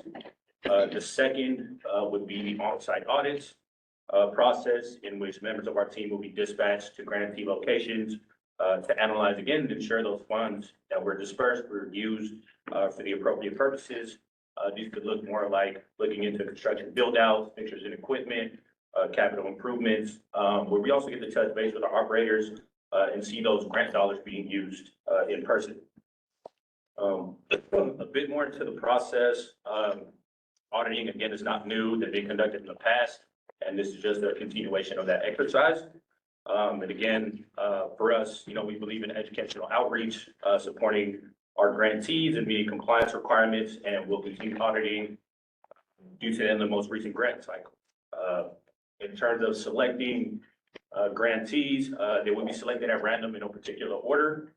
via randomization formula from our database of those who received funds for that particular cycle. And then once selected, we'll coordinate with our grantees to schedule time to connect and conduct those inspections. As far as next steps, something to look forward to, we'll begin preparing communication for our grantees beginning the week of December, and then allow enough time for them to prepare whatever documentation is needed before we begin those audits and schedule those out into the new year. With that, thank you again for being here today, and I'll send it back to Jeremy. Right on, and I'll pass it to Scott. And to keep things simple, I will stay seated over here. I'm going to talk a little bit about the overarching information for GoBiz Round 4, this upcoming series of grants that we're going to be discussing the disbursement of today. So just diving right in. For the most recent grant award, we're looking at an amount around $1.36 million. So if you have been aware of previous grant iterations, you'll probably notice that this dollar amount is lower than previous dollar amounts for GoBiz 1 and for GoBiz 2. This really, it stems from two main things. The first is that there was not an increase in these funds, which was tied into the most recent state budget. And so that kept the pool of funds limited, which obviously lowered the overall amounts that different jurisdictions were going to get when applying for these grants. And the second main contributor to why this number is lower than numbers we've seen in the past is that we are also seeing a larger pool of applicants, a larger pool of jurisdictional applicants that are applying for these grant funds for equity applicants, right? So we've seen not a decrease, but because the funds were not increased, we've in theory seen a decrease in the funds, and then we've also seen an increase in the amount of people using the funds. So we're getting squeezed on both ends a little bit. And just for context, for those of you who have not interacted with a grant disbursement before, we do have a whole list of categories of eligible expenses. These are the things that equity operators can use these grant funds to do. For anyone just listening in, I'll read through them very quickly, even though they're up on the screen. These funds can be used for rent, regulatory fees, regulatory compliance. So that might be like making compliant packaging, for example. Cannabis testing, fixtures and equipment, so physical build out, also capital improvements would go into that as well. Legal services, cannabis related taxes, banking and escrow fees, packaging and materials, marketing and advertising, furniture, so another aspect of build out, and accounting services. And we do want to make a quick note that the city of San Francisco has suspended its local cannabis tax all the way through December 31st, 2025. So the city itself does not actually collect any cannabis tax currently, but we work with our state partners to make sure that any equity businesses that have access to these funds that are using them to pay their state taxes, the state cannabis taxes, that those are being reimbursed. And also, for all of our operators who might be listening in who haven't participated in grant rounds before, you should be aware that grant awards are subject to local, state, and federal taxes in most cases. So the OOC really recommends that you work with your tax professional to make sure that you're paying the appropriate taxes on this grant award. We're certainly not tax experts. Out of these 13 eligible expense categories, the largest 5 that we saw during the previous cycle that money went into from the grant funds were in order, were rent, and then capital improvements, regulatory compliance, fixtures and equipment, and finally marketing and advertising. And I also want to make a brief note here, a little shout out to our employees on the grants team in the Office of Cannabis, that they have worked very closely with state partners over the last couple of years. This list originally only had 8 categories. They were able to expand that up to 13 categories. And that was really working with feedback from our operators to hear what they wanted and needed to use this money for, and then working with the state to make sure that we could introduce these categories while still keeping everything into compliance. And just to give you a sense of the timeline for the distribution, again, this is tentative, so I'm going to note at the beginning and the end here that these timelines are subject to change slightly. But generally speaking, we'll be sending out letters of intent. So this is anyone who fits within the grant disbursement categories that we will ultimately talk about here in this meeting. We'll get the information about how to apply for and participate in the grant cycle. Those are going to go out in January, maybe into February of 2024. Then we'll start contracting with people, and that's really the first round of grant money. So we'll be talking about this a little bit later, but there is a process by which the grant funds go out to a certain amount. People try to spend down the grant dollars, and then we move into a period of redistribution. So that first period of grant dollars, that's going to go from March until June. The second period of redistribution will pick up in July, move through the summer into the end of the term, which is going to be in October of 2024. So again, I'll note that these timelines are subject to change based on our vote here and the administration of the grant by the office. And I also want to note, just amongst other things, that operators should be aware that they'll need to be ready to work through what's called the city supplier portal. So we don't want to dive too deep into this, but this is something that operators are going to have to do. There are other requirements as well that they're going to have to do to get these grant dollars. The Office of Cannabis is in direct communication with our grantees very regularly, so they will get all of this information. But it's something that we just wanted to flag in advance so that people are aware, they're not caught off guard by it at a future date. And so that's kind of our timeline for distribution. And Scott, before you move on, you made a point, I just want to draw everyone's attention to it. This process that Scott just outlined, it actually doesn't get initiated until this committee issues recommendations around who should be recipients of these grant dollars. So that is part and parcel why it was so important to have this meeting before the end of the year.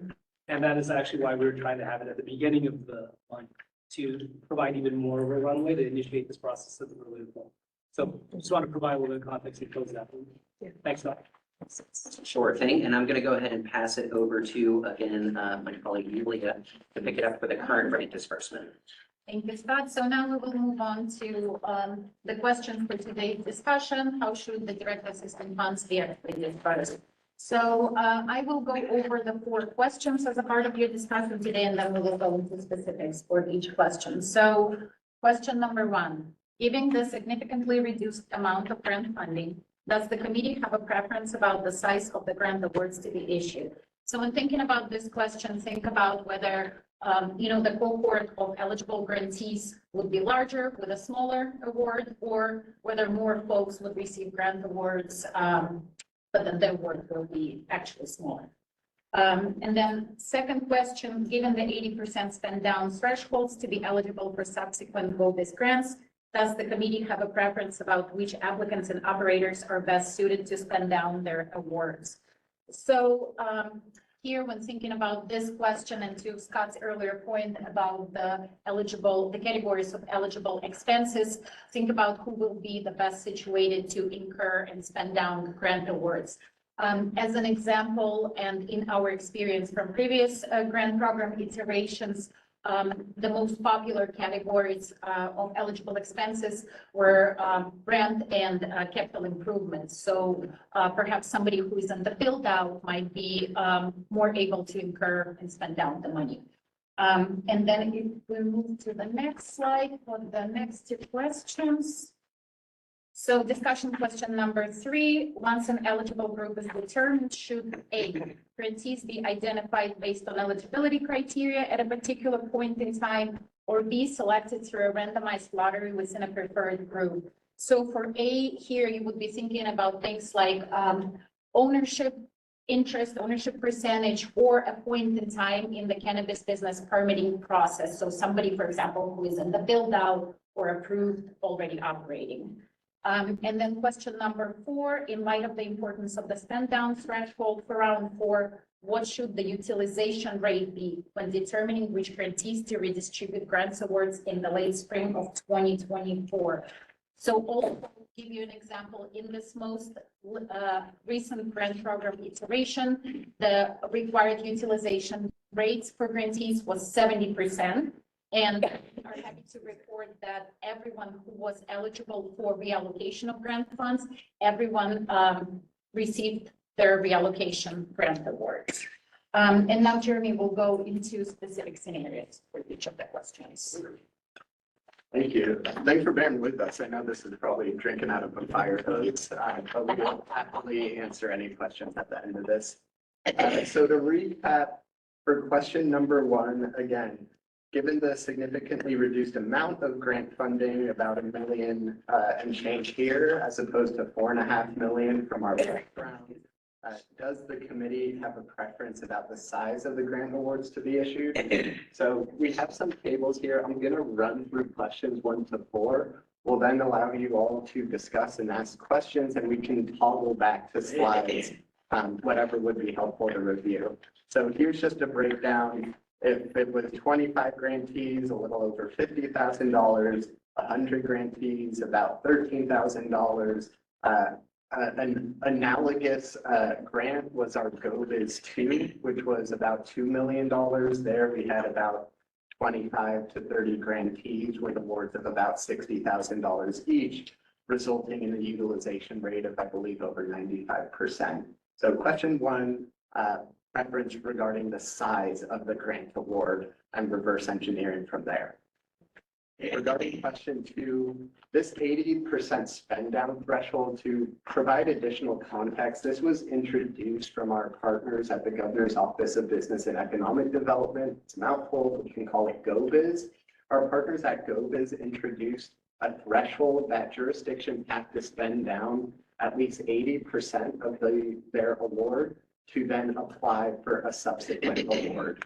So here, given this threshold, in prior grant iterations, we froze the grant program about midway through the grant term, evaluated who was able to spend down the extent of their award to determine whether they could be eligible for reallocation. The money that was not spent during the first leg reallocated equally to folks that were able to demonstrate that they could spend a certain amount of their grant.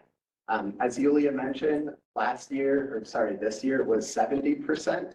And not only did those grantees realize an additional award, they all spent down their award as well. And Jeremy, just as a little bit of context, that 70% threshold was recommended by the last class of the Cannabis Oversight Committee. Is that correct? Correct.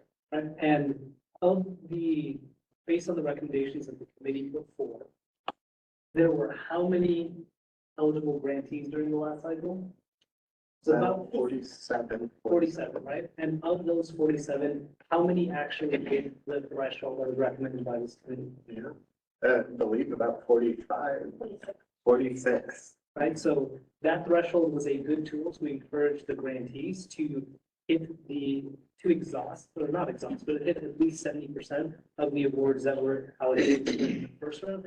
And then the majority, almost all, were entitled to the next round of distribution, which was around $17,000, $18,000. So it was an effective tool. We can share more about how past processes have worked, but I thought that was important to emphasize right now. So similar to question number 1 about how many grantees would receive how much an award, here, just a little permit 101 is folks in our permit process, if you see the storefront retail map, have different marks that they make along their permit process. So starting, I submit my manufacturing application, my application is picked up by a permit analyst, it becomes a processing application. Once it hits a certain threshold, it's referred to the planning department for land use entitlement, referrals to additional departments like DBI. And once someone pulls their job card, that status will migrate from processing planning referral to build out. Once someone completes their build out, complies with a lot of city stuff, then they become an approved operator. Bearing in mind that California is a dual licensing framework, not only does one need their local permit from the Office of Cannabis, but their corresponding state license as well. Once they have both, they can then operate. Next slide, please. Question number 3, once an eligible group is determined, should grantees be identified based on eligibility criteria at a particular point in time, X% ownership at a certain point in the permit process, or B, selected through a randomized lottery within a preferred group? You figure out the criteria and then it's like bingo or the lottery and folks that are selected by chance.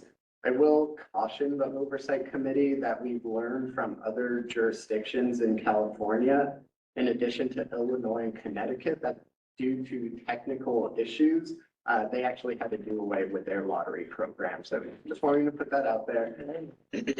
Next slide, please.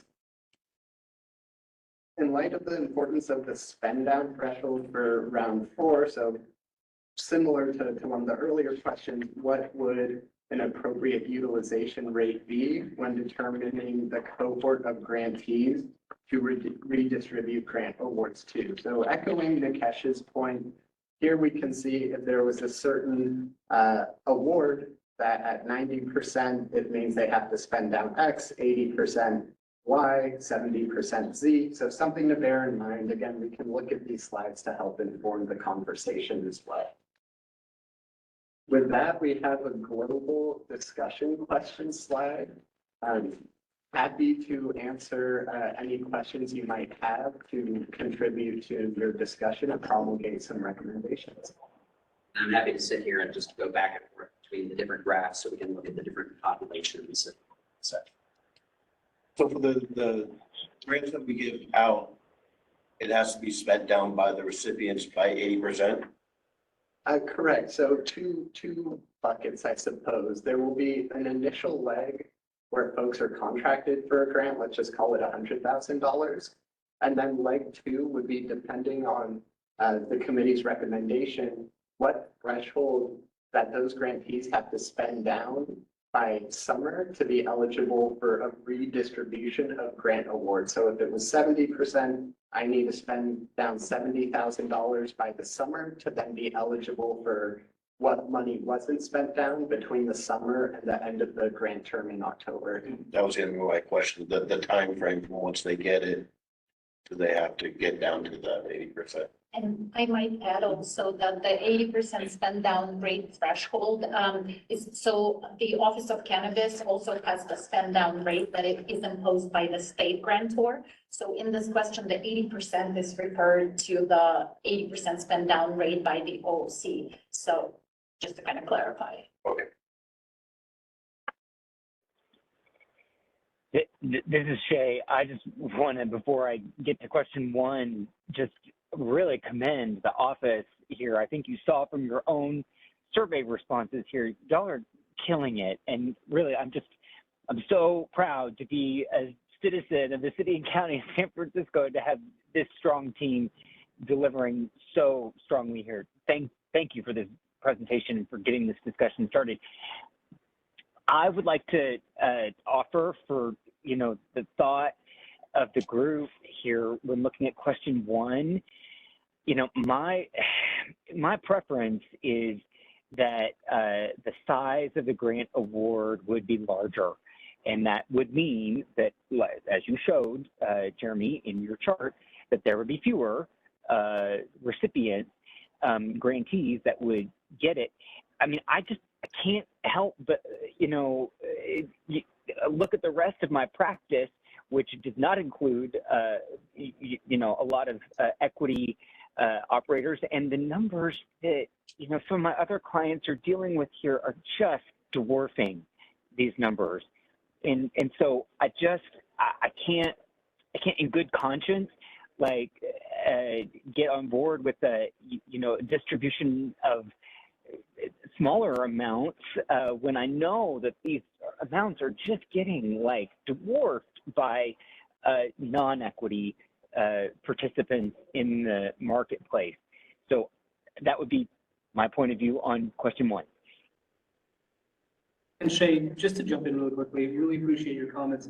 In the past, this is just a recommendation, but what we've done is we've heard the presentation and then we've opened up for public comment so you can hear directly from the folks that might be impacted by this, and then they can help inform the conversation. That's certainly one route we can take. The other is you can have a brief discussion right now, then open it up for public comment. But just want to throw it out there that it may be helpful to hear some of that feedback directly from the folks that are being impacted or may be impacted, and then flesh out these questions even more. Because you might hear some of the same sentiments.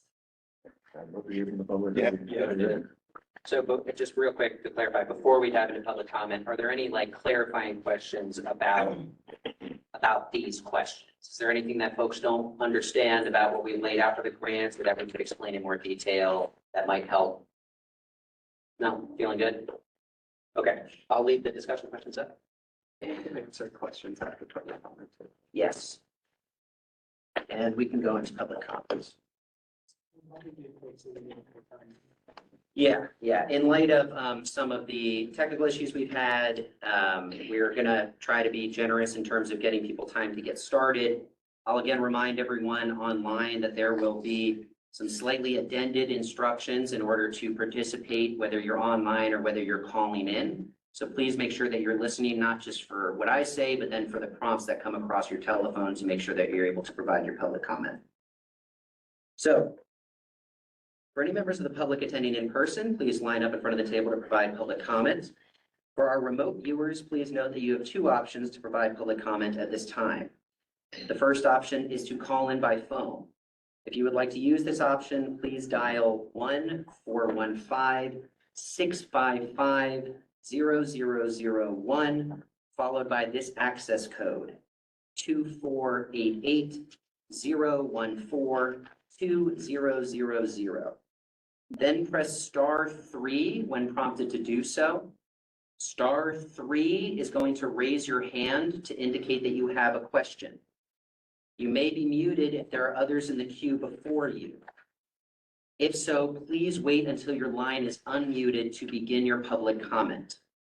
When I unmute your line, you will hear a prompt to press *6 so that you can also unmute. And then you can provide your public comment. So please be listening for that prompt to press *6 in order to unmute to give your public comment. So real quick, one more time, the first option is to call in by phone. If you'd like to use this option, please dial 1-415-655-0001, followed by this access code, 2488-014-2000. Then press *3 to raise your hand. You may be muted if there are others in the queue before you. If so, please wait until your line is unmuted to begin your public comment.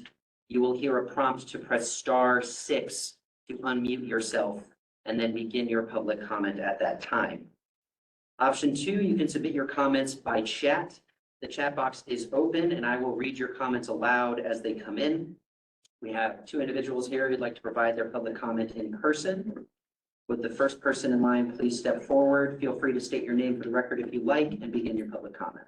Hello, I'm Chris Calloway, and I'm a verified equity applicant. I've received several rounds of grant funds through the program. Most recently, I received several rounds of grants to open my dispensary on Van Ness Avenue, and it was primarily funded through a series of grants, and that started in 2021. And so without those grants, I would have never been able to open that business. So I just wanted to thank everybody here that works on the grant program because it really does mean a lot. And that money is just so useful for us to get our doors open that way. I didn't have to go out and raise outside capital from the people. I depended on these grants. And so when I look at the amounts that are going to be received in the next round, we're obviously really grateful for any money that we get to help us run our businesses.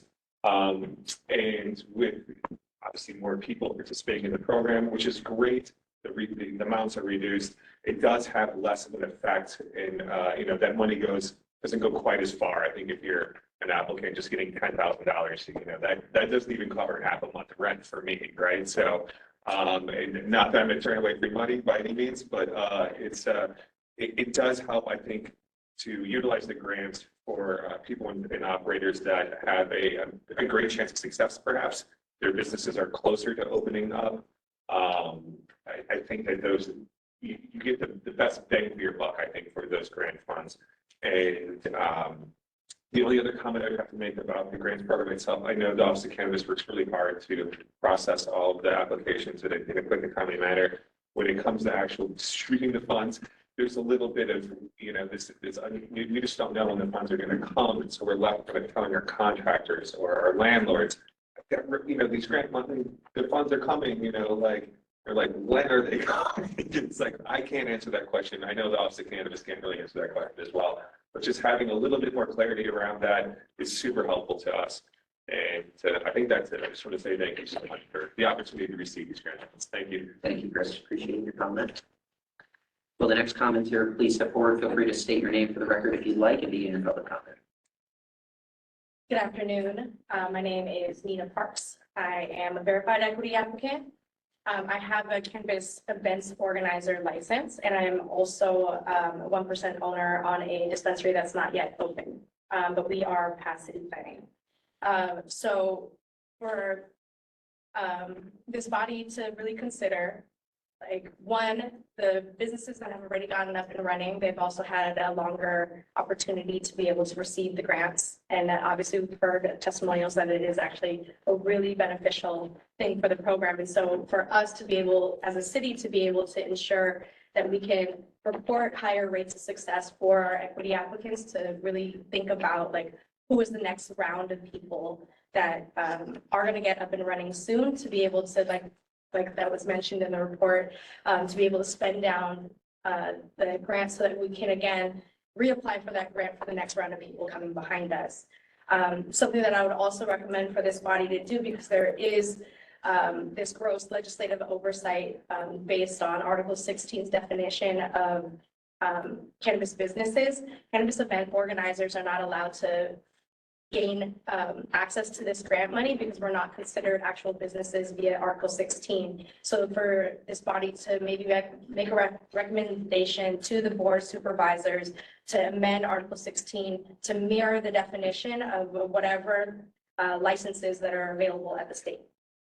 Would be like the easiest amendment versus what they have right now, which is just a list of like retail, manufacturing, distribution, and it's just a legislative oversight where it should just mirror whatever licenses that are available at the state to be considered a business. Because even as event organizer, I've had to register my business with the city. So to be considered not a business is kind of weird, you know, so that is my 2 cents. Thank you. Thank you very much for your comment. It looks like we have no commenters left in person here. I will again remind everyone viewing remotely that if you would like to make a comment, I'll read the instructions again very quickly here. If you are, the first option is to call in by phone. If you would like to use this option, please dial 1-415-655-0001, followed by this access code 2488-014-2000. Then press *3 when prompted to do so. You may be muted if there are others in the queue before you. If so, please wait until your line is unmuted to begin your public comment. To unmute, you will receive a prompt to press *6. Option 2 is to submit your comments by chat. The chat box is open and I will read your comments into the record as they come in. Please note, if you are having difficulty submitting a comment via phone, please submit your comment via chat. We would very much like to hear from members of the public on this issue. I do have one comment that came in through the chat box that I will read aloud. Start the timer on myself now. Hello, my name is Alex Aquino, executive producer and city partner for 420 Hippie Hill. Thank you, city departments and Office of Cannabis, for your time. I don't know how many event producers that are on the oversight committee. As a full-time event producer for 30 years, I would like to continue talks with anyone regarding support to support and establish a real cannabis events program in San Francisco, and not continue to extend. I believe it's to extend the pilot program here. We got cut off a little bit. Financially, the industry has been on a steady decline. 420 Hippie Hill would like to apply to receive some cannabis grant funding to support the biggest free community and cultural event with cannabis sales and consumption in California in our beautiful Golden Gate. We really appreciate everyone in the Office of Cannabis for their support over the years.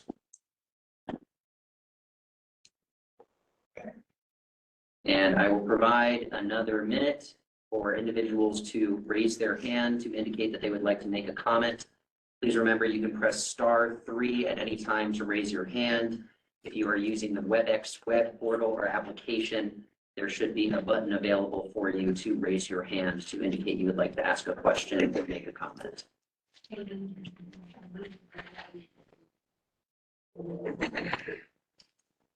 Yeah.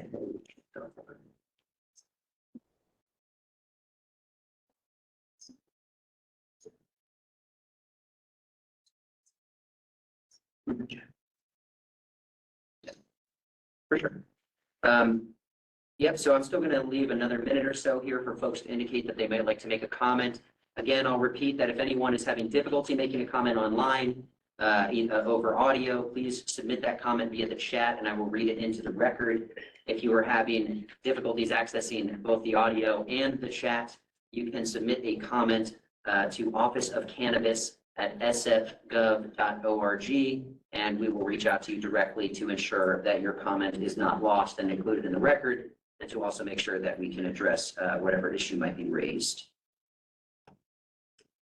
Again, I appreciate everyone's patience. Just going to provide another minute here to make sure that folks can indicate, and then we'll move forward with the grant discussion.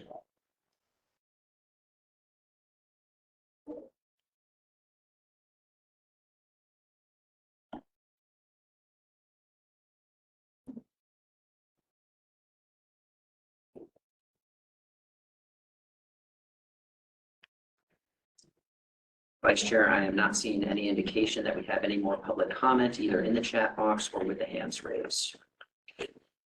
We'd like to return to the discussion.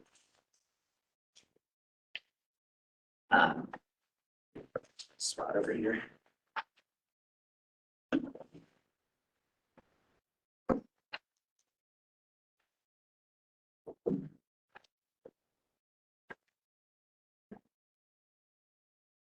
The floor is yours. A continuation of question one is whether there's a preferred size of grant awards, volume of grantees, and of course, we'd be happy to answer additional clarifying questions. I think I echo what Shay was saying as part, as opposed to the size of the grant funding. Personally, I think, less grantees would be more beneficial because there'd be more funding as a business operator in San Francisco. I know, what some of these costs can be, and someone getting a small amount of grant money, or a lot of people getting a small amount of grant money, I believe would be less impactful. Paying rent for it. Exactly. Even that. If that. Yeah. So that's my personal. I agree with that. I would say that. Do we know how many are in like build out right now? How many businesses? We do actually. This chart here will lay out some of the numbers of the different applicants and the stages that they're at. I think this also, this also connects it to a grant award amount. I think this one's a little clearer, as Jeremy mentioned. So for build out, it would be this middle row here. And then at the top here, it's indicating the different percentages of equity ownership that the business has. So we're looking at 29 equity applicants who are currently in build out. And then just to build on that a little bit, Scott was saying that the top row indicates, or the columns from the top indicate the percentage owned by an equity owner. So of the 29, 10 would be 100% owned by an equity owner, and so on, 51%, and then for the remaining 16, it's under 51%, probably closer to 50%. Yeah, not that it matters, but almost all of these are going to be 40% ownership. That's just the scheme that we usually see. Do we go through these one by one, or do we just have them all at the same time? I can note just that, the questions, although they're presented in this order, and this is a good order to be thinking about them in just to help frame the discussion, they don't necessarily have to be answered one by one, but I do think each sort of leads into the next, right? Do we want a big award or a small award? Who do we think would be best to spend the award down? Do we want it to be based on a certain set of criteria, or do we want it to be a random lottery? And then what sort of spend out threshold are we looking at for a utilization rate? Yeah, I think with one, I definitely agree with. I mean, I would love to be able to give more people, grant money, but with the cost of San Francisco, I think, fewer grantees is probably the best way to go. Yeah, I completely agree.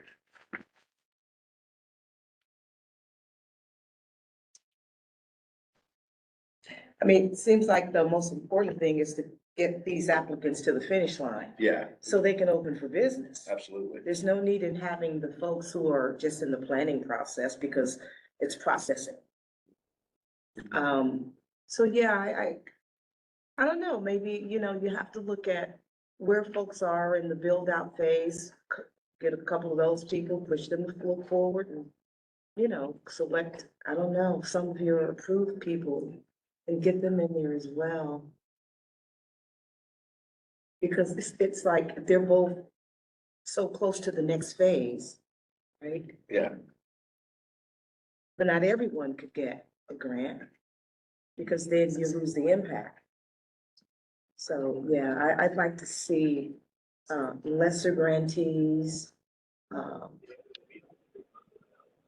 and those who are, again, closer to a finish line from build out and in the category of being approved.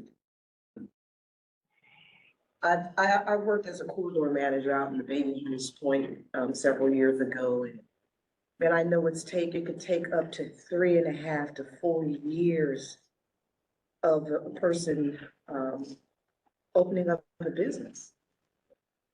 And if they're having to pay rent on this lease, they're incurring some major expenses. So we need to do whatever we can to get these folks to their finish line. Yeah, so just putting emphasis on. And Antoinette, I just wanted to sort of elaborate on what you said. There are the folks that are approaching the finish line. Those are the ones who build out. There's also this section at the bottom for those that are approved. Approved means that these are businesses that are operational right now.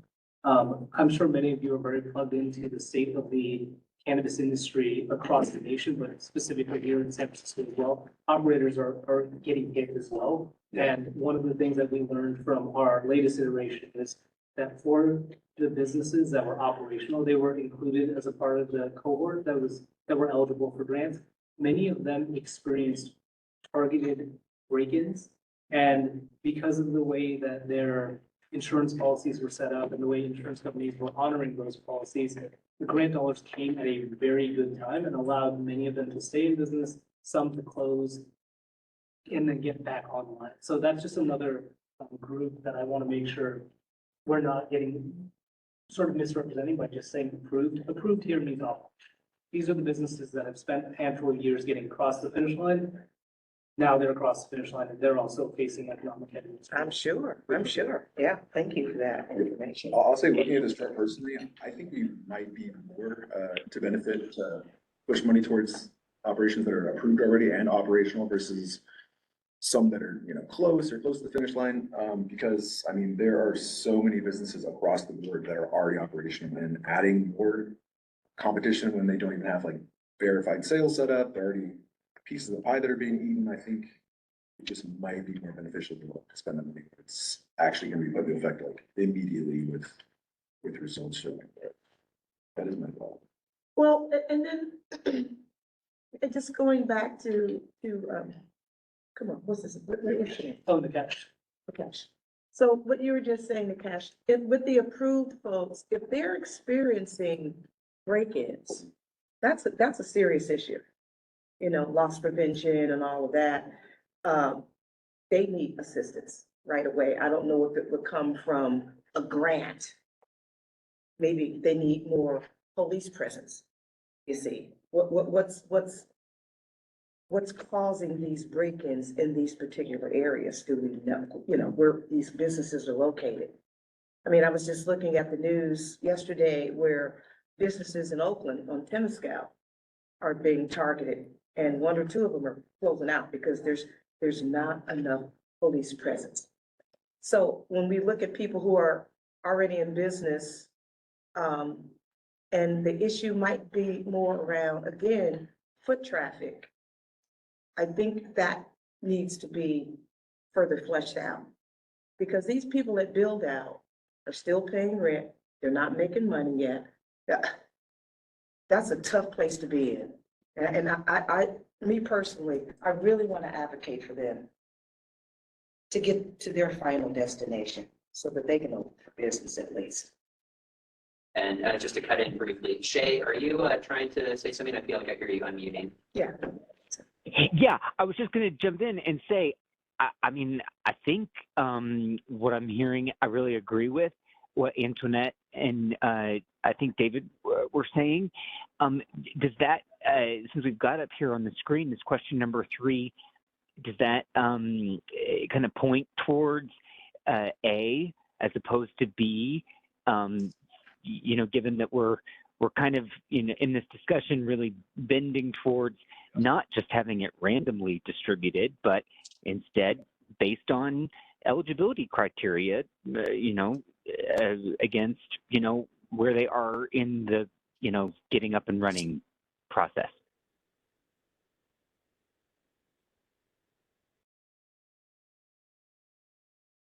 It's helpful to toggle back. Let me just respond. Was that a question or a comment?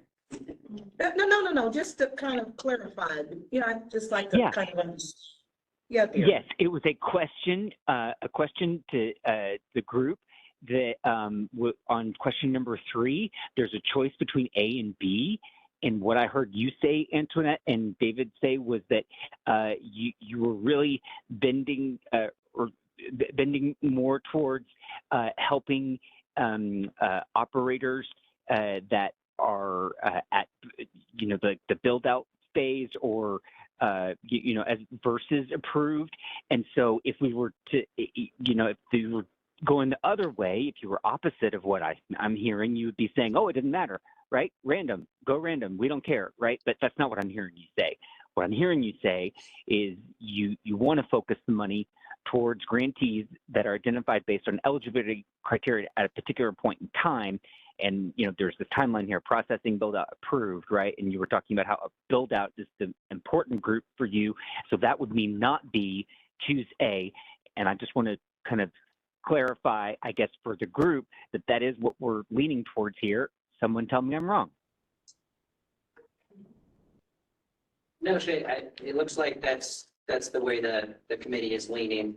So we've kind of answered 1 and 3 that we prefer an identified group based on eligibility criteria and a particular point in time or equity ownership or a multitude of factors.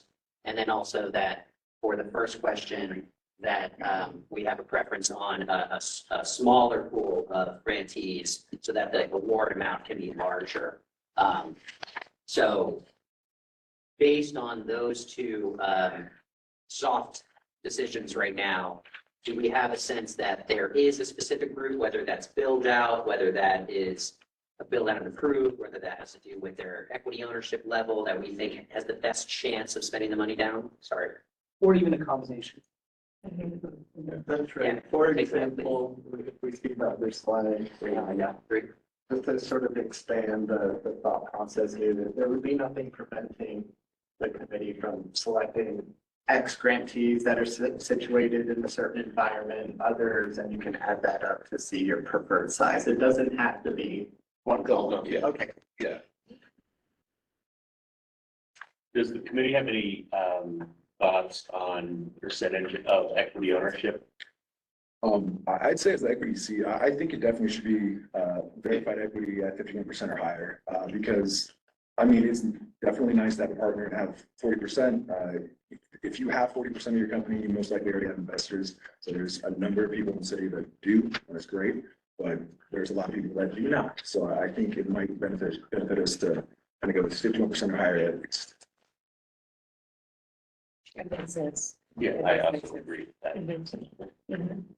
So then are we saying that we like 51% BEA or greater, and then also the categories of build out and approved? That'd be great. I think That's the total of 23.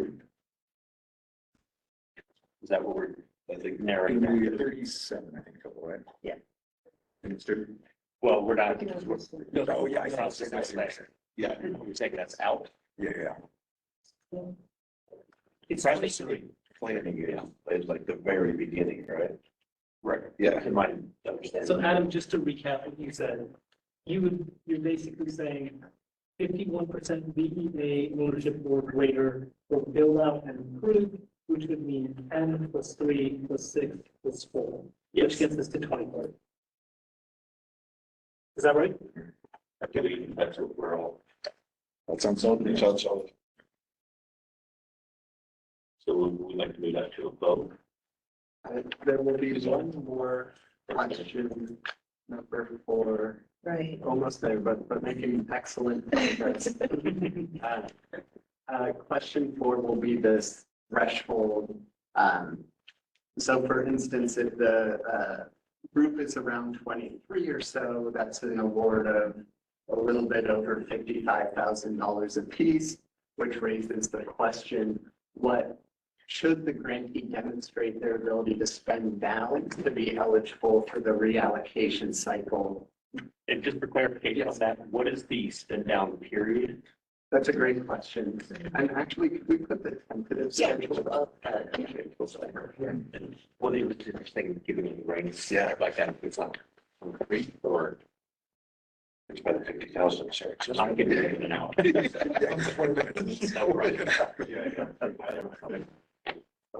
Sorry, but that's right there. So yeah, that's right. The timeline question is excellent.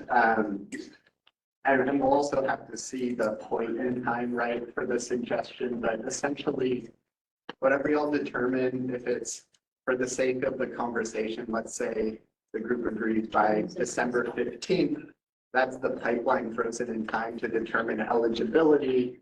That will help us to then inform when a letter of intent will go out. Contracting just depends on how folks are situated, but essentially the target contract period would begin February, March, give or take, for about 4 months into the June or July area. A few weeks to reallocate how much money is left, who is eligible to redistribute to folks to then spend down between approximately July and October. So about 4 months on the front end, about 4 months on the back end. Also to add to Jeremy's point, some of the grantees who perhaps previously did not participate in the grant program iterations will have to go through the process of compliance, like registering as a city supplier. And in our experience, those steps also might take some time, which might kind of take away from the initial timeline for them to spend the money. That's right. So I hope that squares away the timeline question, about 4 months in the front, 4 months in the back, give or take. So that should help inform the threshold. So not to put a pin in it, there seems to be momentum on figuring this piece out. And then before the final proposal, we'll also need to identify what point in time folks will be eligible. So for instance, the committee comes out with recommendations. So last time there was a bit of a grace period for folks to understand what the criteria is, to then maybe have some applicants motivated if they fall in those buckets to hit that certain threshold of build out or whatnot. Just to make that a little bit more concrete, if, going back to the question number 3, if you do elect to go with option A, which it seems like the committee is moving towards, then the question becomes, at what point in time would you define who falls into those criteria that you recommended? It could be today, it could be a month from now, recognizing that if it's today, then this is what the universe looks like. If it's a month from now, there may be movement because folks may be able to move into different phases depending on where they are in the process right now. So someone in planning or in processing or planning could move into build out and become a part of the build out 100% BEA category, or someone who's in build out could become approved. So it's just something to keep in mind that these numbers may change depending on when you set the point in time for us to capture the numbers. It's essentially that 14 group, whether you want them to have notice to try to get in there, they all probably can't make it. Okay, I think y'all got it. So maybe just sequentially hitting that one, if y'all have a preference before hitting the threshold in 4, and then coming up with the final proposal. So to put a point on it would be what point in time makes sense to determine eligibility. Yeah, for me, pushing it out like as far as possible while still making it feasible for you guys to do everything you have to do comfortably. You know, just to give more people an opportunity, seeing as we only have 23 that are eligible at the moment. You know, if we could get a couple more, fantastic. I agree with that. Put a really fine point on that. Do we have a date? Is it like, does it need to be by December 31st, 2023, for example, or something like that? So it's good questions. Ultimately, in the committee's discretion, the variables you're weighing is the more time, the more folks that could potentially be eligible, balanced against the administrative lift of getting these processes going out the door so folks can realize their award sooner rather than later. So a bit of a push and pull. About for context, last year when recommendations were being made, they're being made right around the same time. Do you remember the approximate time that the point in time was set? That's right. It was about, give or take a few days, December 14th. And I think this meeting last year happened a little bit earlier. It was maybe 2 weeks earlier, so I think there was about a month period for folks to have movement before that point in time set. Should we say end of the year? I think that's great. That's something to Yeah, clean. Okay. I mean, realistically, how many people can push into I that? mean, for But, real, you Yeah, I know. mean, we're giving them an option, but realistically not. We're not gonna You might get one that not gonna might get drop 48. in the bucket, Yeah. but I mean, that's Our intent is almost to get even people. unlikely. Approved funding. I mean, it's give it a small window. Yeah. End of the year and then go from there. So it makes sense. Ready to recap, and certainly Shay, if you have thoughts on that one before hitting 4, what I'm hearing is 1, small cohort, bigger award sizes, 2, 51% or greater ownership build out and approved by the end of 2023, December 31, 2023. And number 4 will then be what that utilization rate threshold. I'm a 100% operator. What percent should I spend down in my first 4 months to be eligible for that next pot of money for the remaining 4 months? And for example, the latest iteration, the committee came up with a 70% threshold. Not married to that, but if it's helpful to compare what the latest iteration looked like. Can I ask what the feedback from the grantees was on that threshold? Sure. I don't believe you want to take it. Sure. What I'd like to mention is that, the majority of folks in the original cohort were able to realize the 70% of their award. And as we mentioned earlier, everyone who was eligible for reallocation was able to receive additional funds. So pretty much everyone was able to spend the 70%. And there's some selection, selection bias is the right word, but the group is identifying the cohort that is experienced and incurring a large amount of expenses, which puts them in a better position to hit those thresholds. Yeah, I just want to know, Chris, I see you. I wish we could ask you, but we can't. So Yeah, I acknowledge it, but sorry. I just, and I know I can't really talk enough, but I will just say that. Actually, Chris, I just want you to know, I saw you. No, but- thank you so much, and I appreciate it. All right, thanks, Chris. So we'll bring it back home again is what percentage utilization rate sounds reasonable to the committee members or what they'd like to propose. I was taking it to 70. Yeah, I'm not, 70 seems to be pretty on par or pretty. Well, I mean, you guys are in business, okay? I ain't gonna touch that rate. Well, I mean, really, you guys really are the ones that are in business, so I'm learning right now. I mean, if 70 seems like the standard, I think that might be a nice low bar when it comes to high where people are rushing to spend money, unnecessarily, but Yes. just enough to be like spending. I think to put it into context, the table here is actually quite helpful because it's based on a pool of 25 grantees. So that's approximately the number that you've identified based on the criteria that you selected. So really the question is, at 70%, could someone realistically spend down, almost $38,000 4 months? I think that's the question you're asking. Yeah, it's everything's going. Yeah, 100%. Yeah, 70 sounds good. Yeah. That's changing it. Yeah. And keeping with it, I mean, I think it's also better in the following year, if we have to go through a cohort number 5, that we can better evaluate, that 70%. and then give it some efficacy, you see? So that's 70%, honey, been working for the last 5 years, right? I mean, so you kind of want to get there and, at some point in time to see, what really, really works for people, because it's not always about changing numbers. Well, let's test this out. Forget that test. If we can be as close to actual, given that you guys are in the business, I think we have to trust that process for now. I think so anyway. Okay, so 70% it is. 70%, Great. yeah. Would it be helpful to recap the proposed recommendation that inform?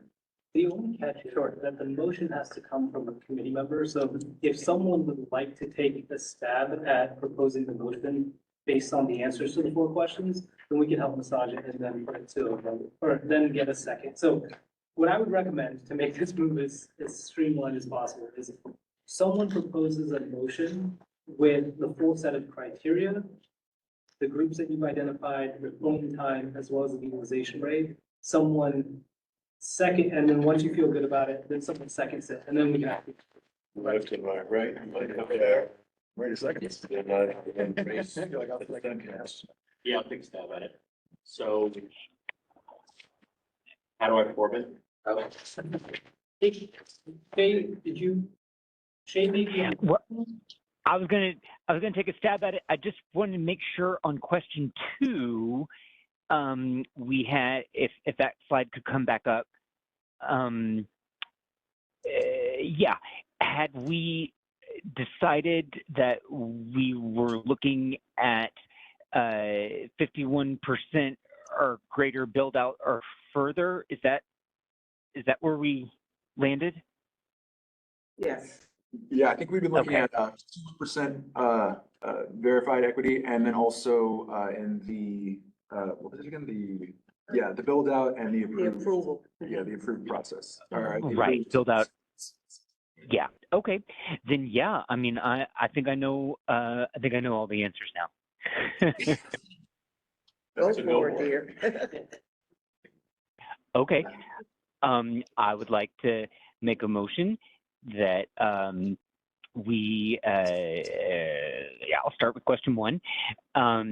That the committee recommends to the office that we prefer, it is the sense of the committee that we prefer a lower number of grantees with a higher amount of awards, that those grantees be VEA 51% or greater in the build out or further phase of their process, that and that the utilization rate for these grantees be set at 70% for the purposes of the next reallocation. I'd like to second that. Wait, by Ms. Hall is missing. Vice President, our date, the end of the year?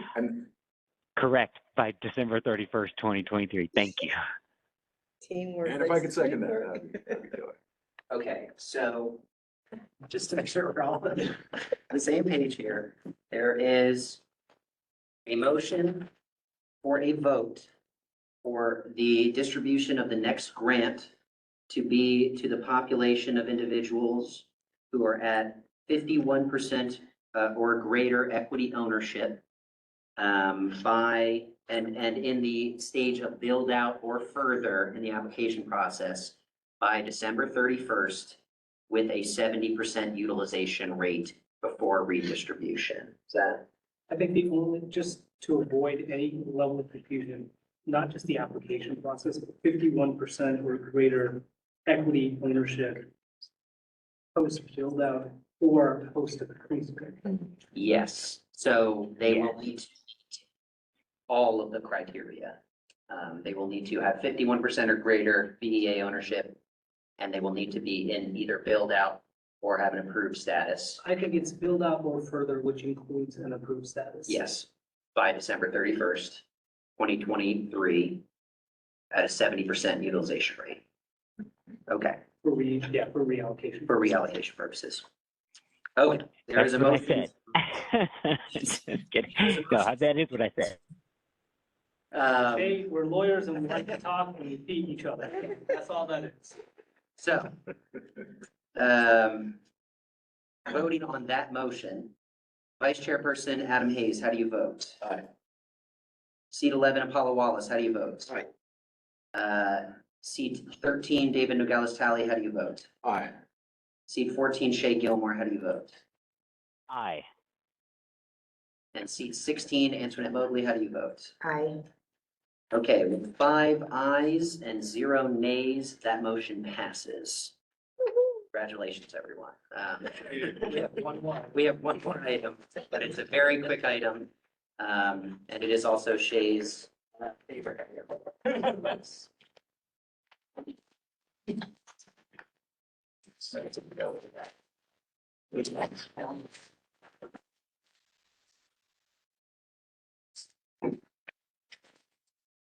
So agenda item number 10 is now closed. Moving on to agenda item number 11, proposed future agenda items as well as next meeting schedule. Do any members wish to present items to be added to the future agenda? Yes. I would like, to the chair, I would like to propose that for future meetings, that not only do we receive an email notification, that we add text messaging to that as well as a form of communication or notification. I will gladly do that. Did we vote on that? Do we need to vote on that? I don't know if a vote's Let's let them necessary. keep going. But yeah, please keep going. Please, yeah. Okay. Text message notification for meeting reminders. Yeah. This is Shay. I would just jump in and back up my co-commissioner there, Antoinette. I think you came in late, but I wish you hadn't, because you would have heard me running out of my tree saying, I wish we'd had more. And as it turned out, actually, this meeting went great. And it's just a testament to the strength of the office that we get to work with here. Y'all are just really making me so proud. I want to run around Vegas telling everyone how great San Francisco is because of this meeting. But yes, I would support Antoinette's idea of getting text added. Also, for the purposes of facilitating Shay's addendum to the agenda, I guess an easy way to do this would be, does anyone want to flag any dates? I think there's naturally some ones like the upcoming holidays that people would not want to meet. Are there other dates that people would like to put forward that will definitely not work to have our next meeting? Maybe big conferences or things like Shay, that. how's your travel schedule? Well, and actually, just to sort of repeat what this committee has already voted on in the past, which would have helped, barring exceptional circumstances. Our tenor is typically first or second Wednesday of every month, with increments of about 4 to 6 weeks in between meetings. So what would have happened is we would have had this meeting at the beginning of November, either the first Wednesday or the second Wednesday. That's sort of the standing date. That would be the same process we'd move forward with. We can keep that if folks would like to amend it. I'm happy to have that conversation. I just know that Wednesday was the preferred date for some of our city partners as well. And we can provide advance notice of like first Wednesday or the second Wednesday just to check. But it has worked. It would be what we move forward with. If folks have a specific date in mind for the next meeting, we can go that route as well. We're not gonna meet in December at all, right? Oh, no. Yeah. No, that would be next week. Yeah, yeah. So December, there would be no meeting. The next meeting would probably be in the new year. Yeah, I'm still fine with Wednesdays, so. Wednesdays still work generally.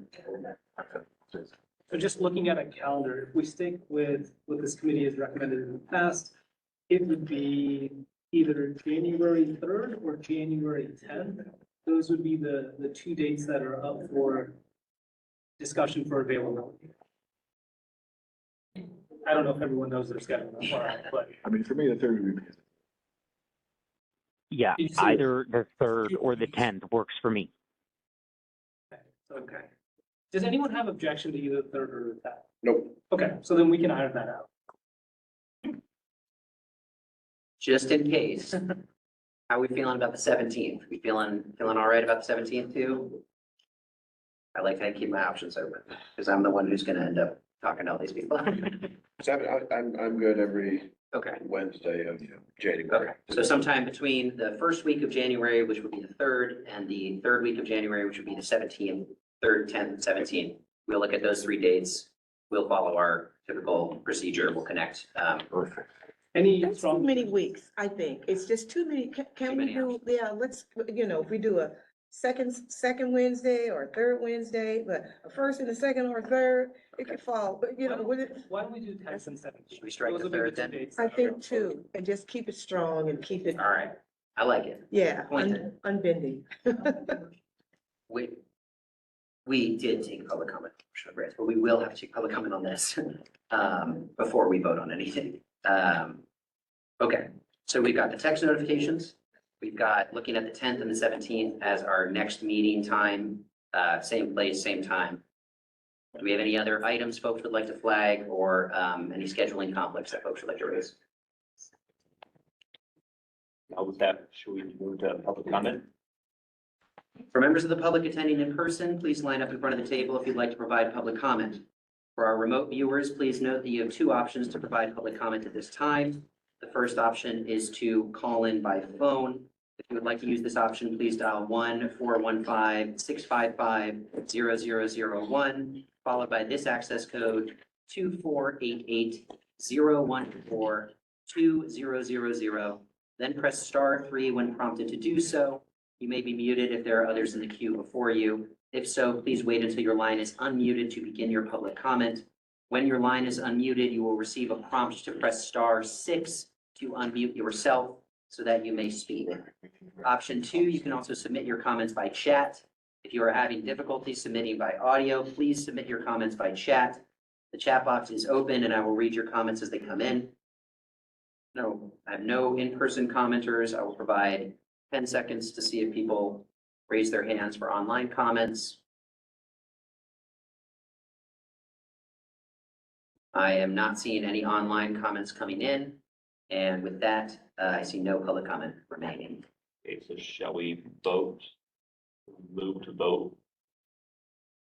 Just lost quorum a second ago. The one that's. I think she'll go right back. Okay, Talking great. Okay, So so we moved on the proposed future agenda items as well as notifications, text notifications. text notifications. Second.